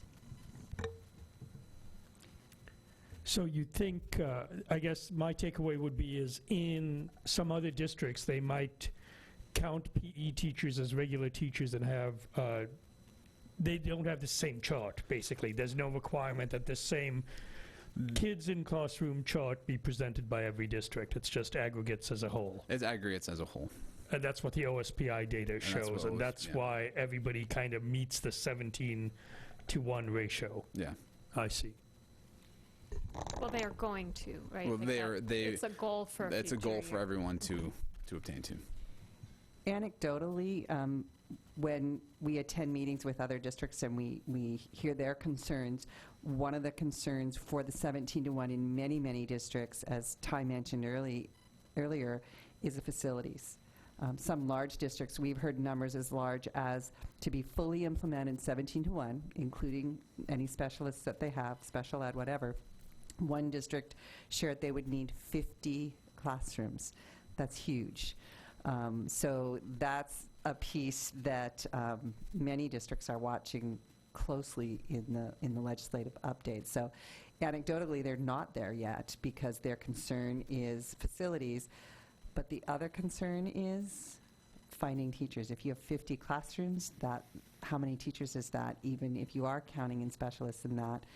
There are districts that I know Issaquah shared that at a last meeting I was at with them, so we're halfway through the school year, had a 3rd grade classroom that they were not able to have a qualified teacher in, and they'd had the recruitment going since last year. So that's a surprise because that's generally a relatively simple position to fill. There's usually lots of applicants. That's starting to be in effect as well. Yeah, I think also existing board members have had the benefit of touring some of the elementary schools during some of these sessions. And I think there we do see classrooms where there are parent volunteers working with a group of kids, a parapro working with a group of kids, another group of kids working independently, and then the 4th group of kids working with the teacher. And so we've seen classrooms where they break out like that to do different types of activities for, level appropriate education. And I think that was a very interesting way of addressing some of this. And I believe also in the new schools, we've got the collaboration rooms to allow kids to go outside and do that in a more quiet way. So there are some adjustments, but I get the general issue that for K through 3, smaller class sizes have been proven to be better. So I appreciate that, and I appreciate the work we're trying to do to get there. Thank you for those. I have a couple questions and comment. First of all, I really appreciate this data. This is the first time this board has been presented this breakout, I think, of the individual classrooms and sizes. And as an individual board member, when concerned constituents come up and say anecdotally what they're experiencing, we can see this whole thing to say there's a variance. Because, as you say, these kids don't come in units of 6 or 12. It's very difficult to get that whole balance. So appreciate that. And by having this report, we can kind of monitor every year. Also appreciate the challenge, not only with the teacher hiring, but also given the kind of the unknowns with the budget at the beginning of this year in terms of levy, McCleary, the financial budget challenges last year. So given that we're at 17.6, it's not too far away from that goal. So, and given the new investment with the levy and stuff, hopefully we can move that needle a little bit. Let's see. I appreciate also the mention that you're going to bring the impact fee data to us early in the summer. One thing I just noted to myself is it is something for the board to approve, but there's also a data point where we can actually influence it, and that's the discount factor. That boards have the ability to discount the impact fee, and we right now are using a pretty low discount factor, recognizing that currently our taxpayers have a big impact, and this is really one of the only few approaches that we can use growth to help pay for growth. So the board may want to look at that discount factor, and we can move it one way or the other. And then lastly, just recognizing that Northwood does have, I forget how many students it's listed here, K through 6, K through 5. Is it 430? But actually, there's more students because it's got the... It has our special needs preschool classes. And could you speak to that a little bit? A little bit. Fred might help me out and jump in too. We have 2 classrooms that when Northwood was built, we have the obligation to service special needs preschoolers, and previously they were served in a different location. So when Northwood was built, it was built with classrooms specific to special needs preschool. So they are actually fabulous classrooms. We do morning and afternoon sessions in our special needs preschool. And how many do we have right now, Fred? I believe we have 13 current enrollments on the last report I saw, but that was right before the winter break. And so as students turn 3 and become eligible, our enrollment is constantly changing at the preschool level because students can start, unlike the traditional start and cutoff date being September 1st for kindergarten. In the preschool for Child Find, as soon as they turn 3, they're eligible. So students are enrolling constantly throughout the year. So it's kind of at the end of the year we have the pass off to kindergarten, and then we shrink down, and then we just start the slow growth throughout the year. So that's why the projections are a little different in preschool than they are in our other grade levels for the start date reason. And the ratio, the adult to student ratio in those classrooms is very low. The students are high need, or, some of our most vulnerable students. Some are nonverbal, some are not able to move themselves around. So we have a high adult-child ratio in those classrooms. But it's not factored in because it's prior to the kindergarten. Right. And are there also non-special needs pre-K kids that are also enrolled to fill out the class, or not so much? We've had this conversation, so I'll let Fred talk about that. In the ideal model, we would like to have more what they often refer to as typical students, typically developing students, simply because you want models of other peers in those classrooms. A couple things have challenged us over time. First off was when we were in the basement at Peak, we simply didn't have the space to add anyone else into those small classrooms. The program, since moving to Northwood, has grown faster than we thought that it would. And so when we were around 7 or 8 and pushing 9 before, we're all the way up to 13, and perhaps it's even more this day. So we have had a couple students enroll and participate. They haven't, we've had them kind of come and go back out as perhaps they were waiting for enrollment into one of the other preschools or whatnot. So we've had a couple, but it hasn't taken off like we wanted it to, simply because enrollment has shot up so drastically, maybe because it's more attractive being in a comprehensive elementary school rather than in the basement of the Peak facility. I think that's a draw for parents to say, this really is a good option because they're around kindergarteners and first graders moving around the building. Thank you. Thank you. Brian, go ahead. Thank you. I just want to take a second, and thank you, Ty, for being so patient. And for all this information, it's fantastic. I would like to point out on page 4 on your elementary enrollment count, I am familiar with these because I started out in the PTA in Copy Corps, and that's just how we know how many copies to make for each classroom. So I'm very familiar with these charts. To Director Lurie's point, this was a huge head scratcher for me too when I was trying to figure out class sizes and how that mix, and we were entering the district at the same time that that whole initiative went through of changing the class sizes down. And maybe you can help me, Superintendent Klosky, and jog my memory. It seemed to me that there was a range. It wasn't a hard range, but it was kind of a preferable range for the lowest size of a class to be effective and the largest size of a class to be effective. And it seemed to me that there was a cutoff around 15 or 16 students. Maybe it was a little bit lower than that, that if the number went below that, was not as effective a use.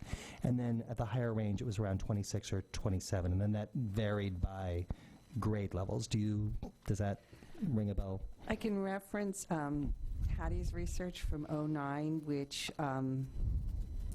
really comes out to say that class size doesn't have a huge impact on student achievement unless you get to the level of about 14 to 1, and doesn't disaggregate it out too much by grade level.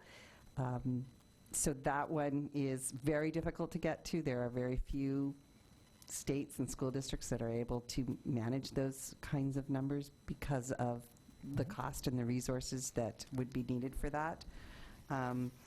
Certainly range-wise, everyone can have, different ideas and perspectives on it.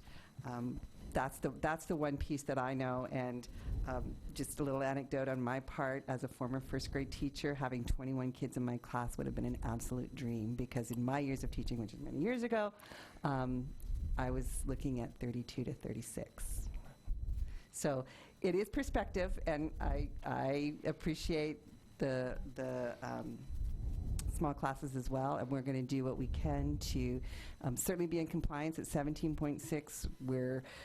We share that number with other districts, and we get a little bit of an eye roll because they're not near that, and for a variety of reasons, which we already shared: facilities, staffing, how do they even get the staff? So, and that's one of the things we also have to consider as we work through this is facilities. As you get to those really small sizes for classes, how does your facility accommodate that many classrooms with what we currently have? Yeah. So the second part of my question for you was, do we have a general tipping point in these, that once a class really hits kind of a certain ceiling, at what point do you begin looking at hiring in a new teacher? I think we experienced this last year, the year before last at West Mercer. We had a second grade class come in that was completely unexpected, caught everyone off guard, and had to scramble because it triggered that tipping point. So, and that happened at the beginning of this year, in August when I first came in. I think it was one of the first conversations that Fred and Ty and I were having as to where the numbers were, and there were some late hires in, was it second grade and kindergarten? We added the split 3-4 down below, and so by putting that in, we were able to decrease. We had one in kindergarten, and that's why Lake Ridge got offset and why theirs is lower. They also didn't experience, they kind of had all their enrollment at the beginning, and they were front runners.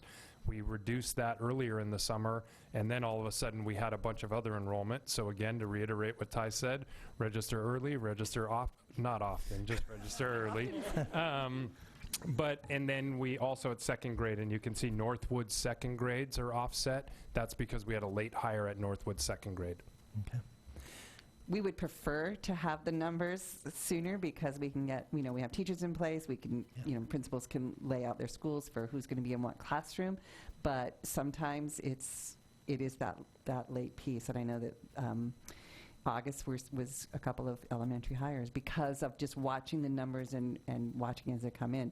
We're watching right now. We can pre-enroll and we see them in Skyward. So even earlier this evening before the meeting started, Ty and Fred were having a conversation looking at numbers and the roles and what it's going to look like as we start to build 18. We've done the initial blush for school sites as to what their staffing is going to look like for next year, but we have to continue to monitor it. We know we need to add a teacher, and frankly right now we've said to the elementary teachers, we're not exactly sure what school it's going to be at because we have to keep adjusting those numbers with the smaller class sizes in the K-3. Certainly, yes, they are bigger in the 3-5, and what does that look like?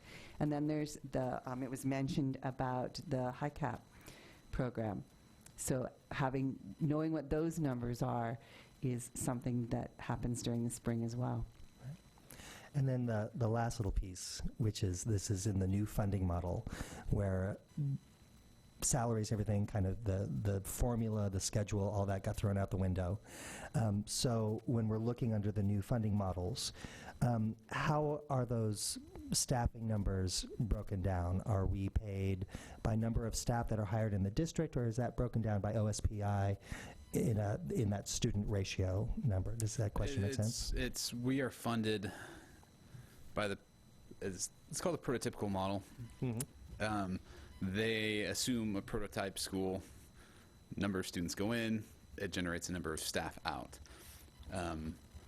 Within that staff, there's an elementary projection, there's a middle school projection, and a high school projection, and it says because we have 4 buildings and we have so many students, it doesn't even really account for the buildings. It just says you have so many students, you get so many principals, so many teachers, so many nurses, so many classified staff. From there, it's up to us to say, we need to put these teachers here, we need to put those teachers there. So those numbers of the staff we can hire is very much driven by the enrollment numbers and those averages that are drawn out over grade levels. So that's... We do staff above what OSPI and the state models project. When we were looking at the definition of basic ed versus enrichment under the new bill, K-5 art, music, Spanish, and PE fall under enrichment. So those teachers are beyond staffing. So we do hire beyond what the state funds for us. Gotcha. Thank you for placing those 3 things kind of in line for me. So just really quickly, hopefully, but just a back of the envelope calculation would say any grade level and school with more than 20 students in a classroom, if you added a teacher to that, you could reduce the class sizes by 25% to 33%. There are some classes which have 4 classrooms, some grades have 3. So adding 1 teacher to 1 grade level at 1 school for any school with any classroom, any grade level with more than 20 teachers, that would be about 14 teachers is what it looks like in this. So 14 new teachers, 14 new classrooms per year would reduce these class sizes to, 16, 15 to 1 in this chart. That's $1 million at least for the teachers. 1.5, I think, is what the Schools Foundation would raise. I think it's an interesting thing to think about if there was opportunities for schools to raise additional funding beyond, what we have today. I think we've talked a little bit about levies, if they were possible to increase. Are these things that voters or parents would get behind? This would only apply to about 1,000 students, I think, in not the whole school. It would only apply to K through 3. So it might be an interesting strategic discussion for the board to have, to think about what it would take to reduce to 17 students, actually do some math behind it, understand what that ask would be for the community, and if that would be valuable to our community. Thank you. Thank you all for your very good... Can I just add 2 quick things? Yes. President Drinkwater. Where's that voice coming from? Yes. Sorry. One is, I stand corrected, the number 13, I had it in there for preschool, just in from our special ed director. The 13 I had in mind was next year's projection. We have 23 right now in the program, but 13 was the projected number for the start of next year, so I stand corrected there. So thank you for getting that in from Lindsay, and thank you, Dr. Majatich, at home when Snoqualmie. The other piece is, I think it is important that, I think the questions are good, and that is what goes into the thinking around, what are we looking at, and how do we prioritize? When last year came around, this time last year, we were really starting the conversations around cutting. And, there was a position out of learning services that we reduced, an administrator, that we have not brought back because we wanted to drive it back to the classrooms and keep the cuts away from the classrooms. At the elementary level, once House Bill 2242 finally came to fruition in July, that really gave a picture about where we could start to restore with a more definitive, take more definitive action. Ty and I sat down along with some of the principals and others to try to say, where would be the best place to restore? At that point, we had cut 2 elementary coaches as well. knowing that we needed to get to the 17-to-1 in 2 years, but it wouldn't affect this current year, we chose to go ahead and drive it into the current school year. So that's why we put the numbers back into second grade and those others, and not back into the coaching positions. Was we wanted to start getting ahead a little bit. So that's just one example of some of the decisions that we're making. But I know our principals, if they were sitting here, would say, we're really missing those coaches, so can we get the coaches back too, because we need the professional development. So it goes back and forth, but never easy. Thank you. Yeah, thank you very much. I just double down and say thank you for all the hard work in bringing the class sizes down and being very focused on that. I know I measure my speed on my bike and all that, and every time I get faster, I say, damn it, I want to get faster still. So it's, success is begets more punishment is what happens. So thank you very much for the work you've done, Fred. Okay.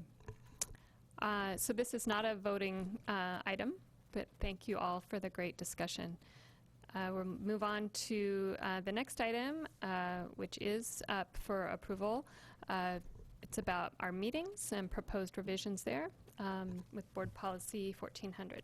And when this is our second reading. That is correct. So this one would need action if we wanted to move forward in changing the meeting start times, and then, of course, the end time as well. Okay, so if I could have a motion, and then we'll move to discussion. I move we approve this policy as written. Second. Thank you. All those in favor? Oh, we should do discussion sorry, first. Sorry, discussion. I just said that. So thank you for the updates to this policy. I think this is in line with what we discussed. I did have a discussion around videotaping and audio taping of this meeting. I think we've been very good about doing that for the past many, many years, and we've got some great archives around it. I appreciate that there's some upcoming changes coming out of WASDA around this to make this, get some better policy around this and making this more accessible, and we won't work on that part of it till it's really needed. So, and we've got definitive input from WASDA around this, so I appreciate that, and thank you very much for looking into this. And I hope we continue, as we have been for a number of years, to do these videotapes and make this accessible to the public, so most appreciated. Any other discussion on the items here? All right. Did you want to make any comments? Just that we did double check to make sure that this does closely follow the current WASDA model.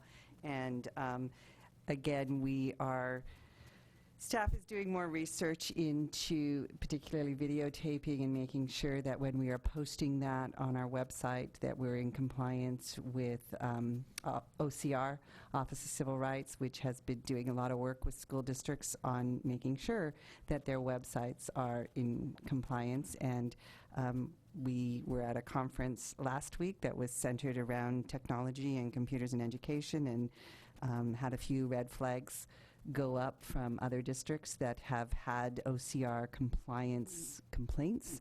And one of the pieces that we're researching and investigating and we'll continue to work on and bring you more information on is that any video on the website needs to be closed caption for the hard of hearing.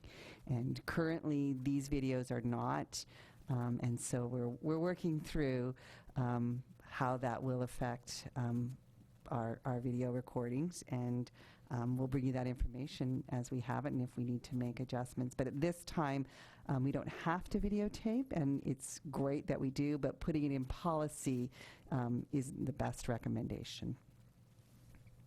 Thank you for that. Okay. Any other comments? Okay. All those in favor of approving the motion on the table? Aye. Those opposed? Motion passes 5-0. Okay, and next up we have Board Policy 5401, sick leave and proposed revision, and this is a first reading, so it's up for discussion. Correct, and this will be brought back to you at your next regular meeting as well. Okay, thank you, Erin, for approaching the podium. Sorry. So this policy was updated to reflect recent changes in Bill 1433, and essentially that bill was changed to, for our functional purposes, to include substitutes or enable substitutes to accrue sick leave. And so if you look at additional sick leave provisions for non-exempt staff members, and there's an entirely new section here that outlines how they can accrue it and when they can use it. Essentially, under the bill, substitutes can accrue sick leave, but they can use it when they are fulfilling a position that they're required to work. So that's interpreted by L&I to, and we interpret it in the same way, to be when they are on a assignment that they have to work, so a contract or a long-term substitute assignment. So you can't use it if you're just a sub because you're not required to sub in our district, but you can accrue it and we have to track that. So those changes actually came in effect the first of the year. We started tracking that, but this is just a policy that captures it. Other changes included just sort of aligning our policy more with WASDA's so that our language is similar, and so it's easier to track and is more easily understood by staff members as they join our district. Do you have any questions or concerns as to why we made the changes? I had one question. I had to look up VIBA account, and I'm wondering if we should put a definition in there, or is that something that would be obvious to anyone else reading this document? So I would be of the opinion that it would be pretty obvious to most people reading the document. We could certainly clarify it. It is in the bargaining agreements that are applied, so it just specifies that there's certain people where the collective bargaining agreements require that the 1 to 4 cash out go into VIBA accounts at the point of a appropriate separation from employment from the district. The other one change that I will highlight that I didn't previously is that it says the district shall grant 12 sick leave days annually to each certificated and classified staff member. We did eliminate full-time. Our practice had been that part-time and full-time employees were getting the 12 sick days. So if you're a 0.4, you get 12.4s, right, of sick leave. And this just aligns not only with the law, but what our practice already was. So it was just a language cleanup there. Anyone else have questions? Okay, so we'll see this at our next meeting as a second reading. Well, if there's no controversy about it, it'll just be on the consent agenda. Yes. Okay. Thank you. Great, thank you. And speaking of consent agenda, that's our next item.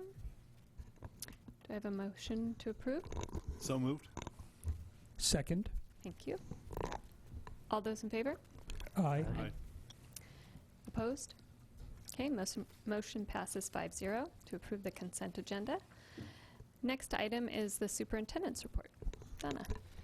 So a couple of pieces. We're approaching the end of February, and we talked at last meeting about February being the African American History Month, and so I have a little bit of a report for you on what our schools have been doing.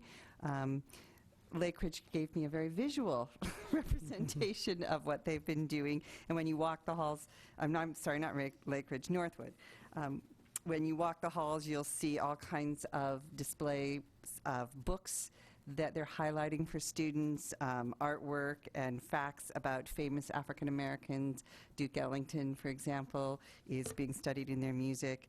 They did some continued work with Dr. King, Dr. Martin Luther King, and you might have seen the report that their kindness tree received because they've been really focusing on taking advantage of Dr. Martin Luther King's work of being kind. What are you doing for others is some of the work they've been working on as well. At West Mercer, they have a school-wide assembly coming up where they're bringing in a theater of a play based on a book by Lonnie Johnson, an African-American engineer and inventor of the Super Soaker. I think I might need to go to that one. That sounds really interesting. Their library has a focus on people who make a difference, including a number of African Americans. They've done some work at various grade levels on I Have a Dream. Kindergarten has focused on one of my favorite authors in kindergarten, Ezra Jack Keats, who wrote Snowy Day, perfect timing. And their Giraffe Club in second grade has done some research on important African Americans through history who've stuck their neck out to make a difference. In fourth grade, they've done a poetry unit focused on Black authors, including Maya Angelou. And in fifth grade, they've done some research about prominent Black Americans. At Island Park, they had a school-wide assembly on February 7th, and each grade presented a song or a poem, and they had special visitors, Kelly Brown, a gospel singer, and Nelda Swiggett, the pianist. The fifth grade also facilitated that assembly. They worked in second grade on a wonderful hall display. I always love walking the halls at Island Park because there's so much art and student work displayed. They have a famous African American hallway displayed in the fourth grade wing, and all the fourth graders researched and created posters detailing the lives of famous Black Americans, and various Martin Luther King art projects in kindergarten through third grade. And they worked on 100 random acts of kindness in fourth grade, and students listed 100 ways to be kind and inclusive and are self-monitoring their actions this month.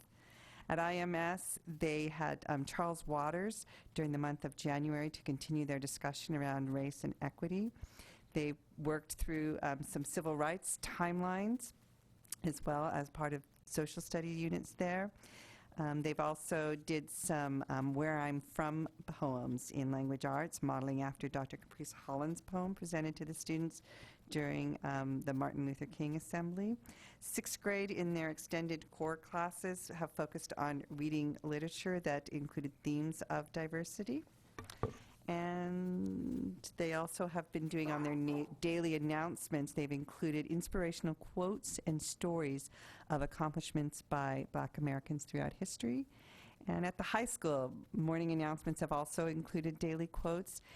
In February, in Jane Stafford's American Literature class, juniors watched clips of Frederick Douglass's biography and read an excerpt from one of his speeches and responded to questions. One of our math teachers, Lynn Adsit, has a Black History Month famous mathematicians board posted outside of her classroom. And Joe Bryant, for our radio, they've done a public service announcement on 889, the bridge. I'm sure they do it with much better voice than I have. But they have done an intro to radio students in that class. They have been sharing about African American History Month.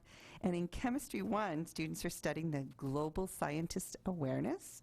And they is a wonderful African American History Month display in the library as well. So a variety of activities at different levels across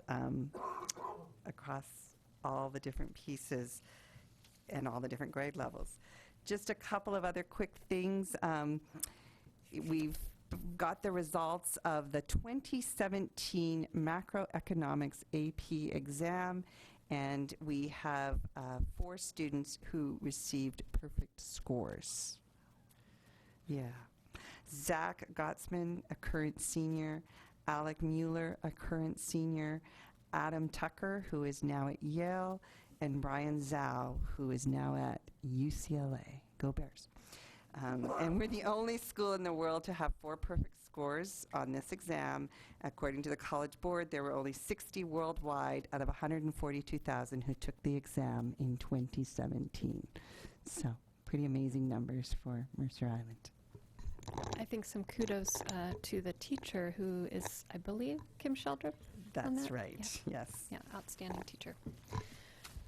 Great. Thank you very much. Board announcements and inquiries. See if you can top that. That was quite a report. David? Sure. I'd just like to say thank you to the community for passing the levy. We strive to work very hard and make sure that our money is well spent. on our students and teachers and schools so that students have the best outcomes. And that clearly was an example of the great outcomes that the district is getting. So once again, a huge thank you to the community for their overwhelming support. And thank you to the entire district and the Superintendent Klosky and the staff for all the work they've done to make this happen and for us to be such a trustworthy and confidence-inspiring district. Thank you. Well said. Thank you. Brian? I don't have huge reports this time. I was very excited to attend my first Superintendent's Diversity Advisory Committee meeting, and there was a lot of discussion. We didn't quite make it through the agenda, but there's a lot of passion in that room and a lot of questions. And so I think it's going to be an eye-opening journey, and I'm really looking forward to continuing the work with that group. Also, today I was supposed to sit in with the PTA advocacy at the council level, and that meeting had to be postponed because of the late start. So I don't have a report from that, but circling back to the beginning of the evening, I want to say thank you for taking the opportunity to address, have a moment of noise, as you said, Tracy, to talk about gun violence and violence in our schools and how we protect our students. I'm really shaken by this. I think a lot of people are. I'm so impressed by student voices that are speaking up and who are leading the charge for change. I think it's amazing. I'm honored to know this amazing group of people here in our central office who are agile and ever adapting to make sure that our students and our teachers and our staff and everyone is safe.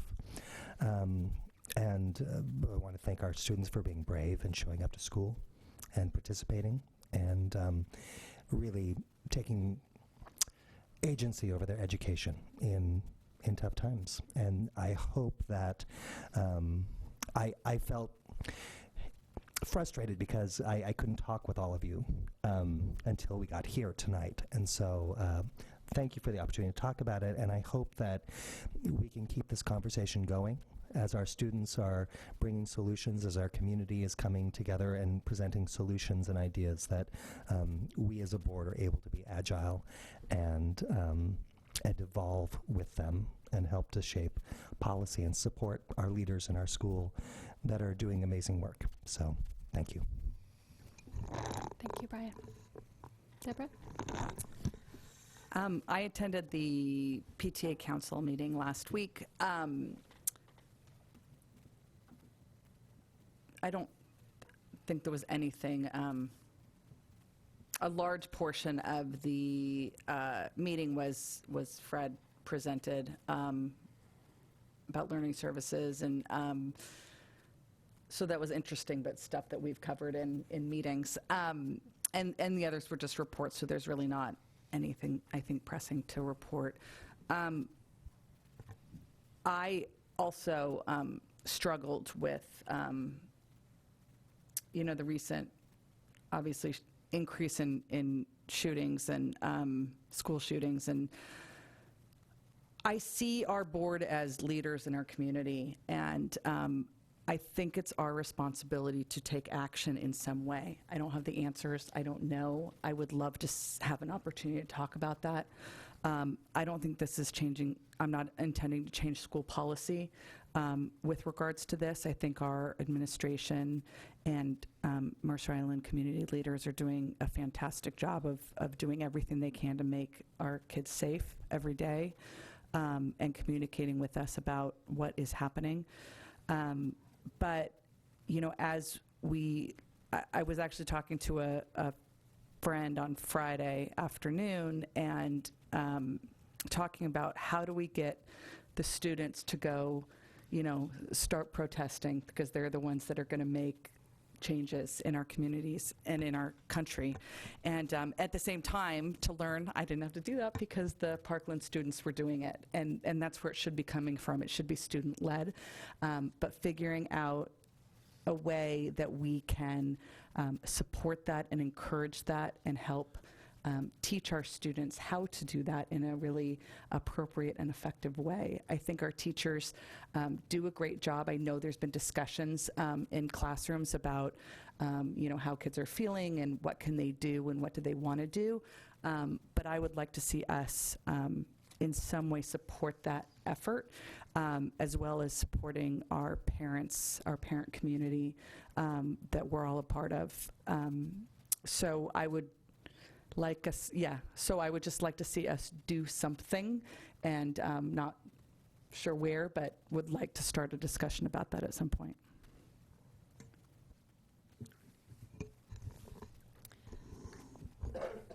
Yes. Oh, yes. Okay. Go ahead, Ralph. Okay. Thank you, Tracy, for bringing up the subject during the study session. It's going to be a little long-winded, so bear with me here. Big appreciation for, I think it's our safety net. Our parents, our schools, our mental health counselors, and our police. Keeping our schools safe, doing this for the past 20 years. This is not new, unfortunately. And I know you guys are trying the darndest. You are utilizing best practices, and you're taking in information all the time. And what a challenge in a society that has a disease of gun violence with 300 million guns. And how do you keep our kids safe?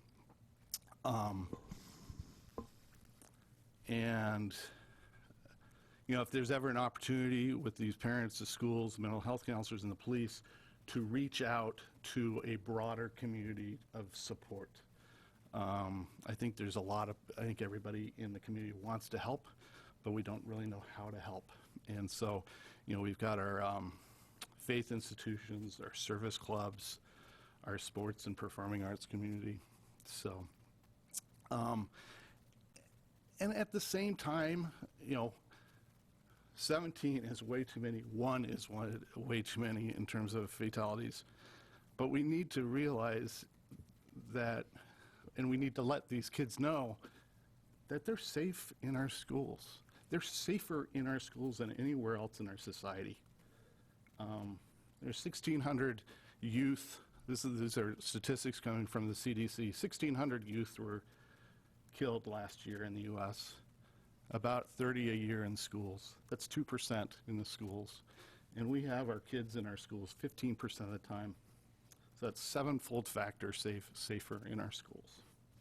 Can we be safer? Yes, we can. But I think it's important for our kids to know they're in the safest place.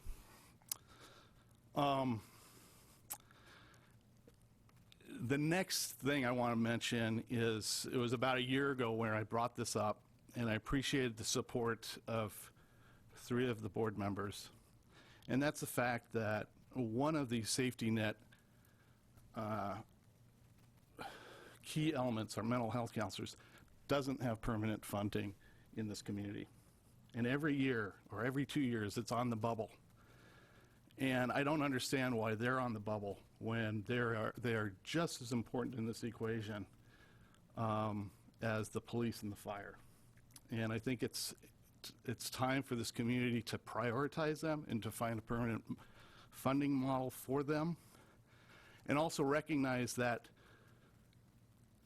the mental health work that they do is the best practice model for preventing violence, but also on something that's 50-fold greater a problem, which is student self-harm and student suicide. And last year we contemplated encouraging the city to go forward with a standalone levy that November. It would have been a no-brainer. This community would spend $60 per median assessed value per year to do the best practice. The city did not do it. The city then chose they were going to go out in February about this time. After that, they soon found out they weren't even allowed legally to do that. And so they've reset and have put together a CAG and are thinking this November. But they realistically have to have a resolution come June or something, or July. And my understanding with the CAG is it's very split. And I, just as an individual board member, I really encourage them just to do a standalone levy for the mental health counselors. If they want to go out with other levies for other things, that's great. But I think it would be universally supported. And if you feel like it would be appropriate to share that message during your leadership meeting with the city manager and the mayor, please do. So thank you. Thank you, too. I'm just overwhelmed with total agreement and respect and warmth for all of you sitting up here with me and all the reports that you just gave and the things you said. There's nothing I could say more to add to any of it, but I just want to thank you all.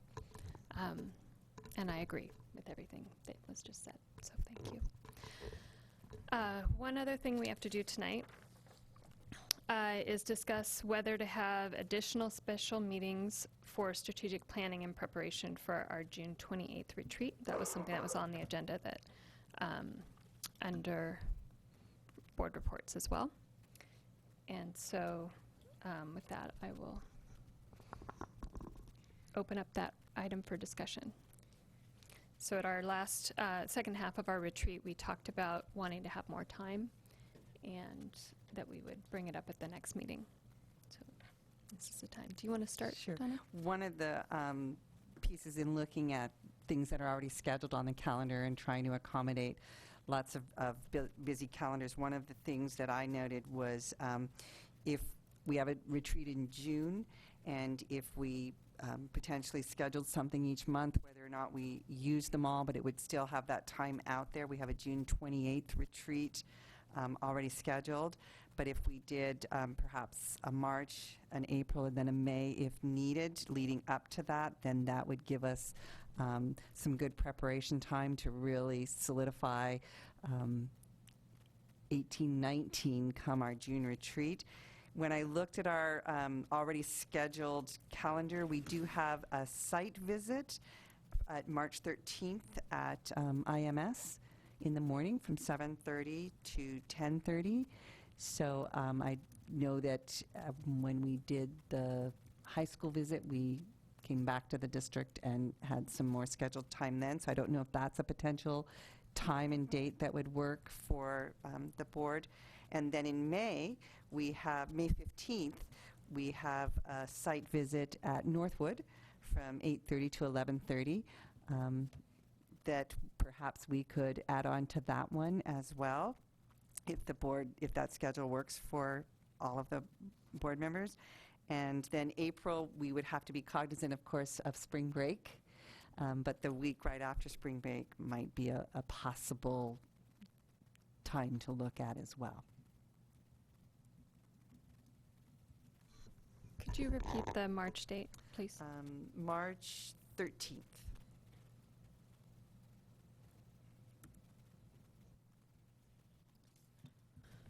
Okay, any comments based on that information? David? Sounds good to me. I can make those work. That works for me as well.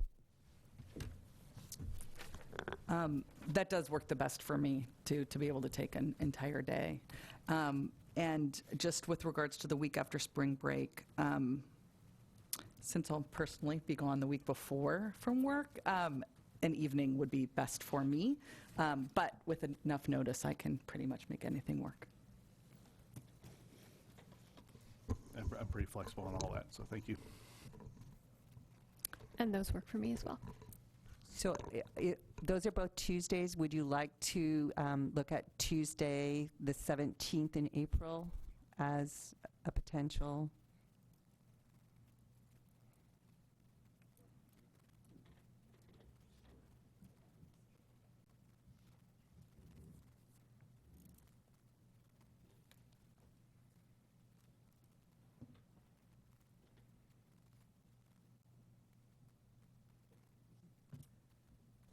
April 17th? That's tax day. Yes, that works for me. Yes, that works. And really any time with enough notice. Would you like to try like an afternoon, a late afternoon, like a 3:30 or a 4 o'clock, and would that be doable? Rather than going into the evening? Because you might have to get your taxes.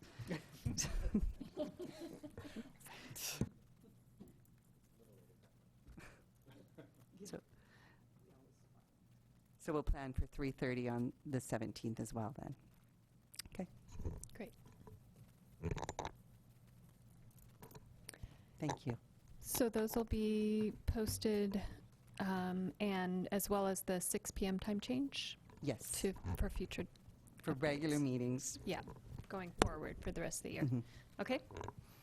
Great. As the person taking the minutes, I just want to reiterate and just make sure I got it correctly. So I have March 13th after the IMS site visit, and would that be at the school district? Yes. Okay, and that's March 13th. I also have May 15th after the Northwood site visit, also at the school district's admin building, and finally April 17th at 3:30 at the admin building.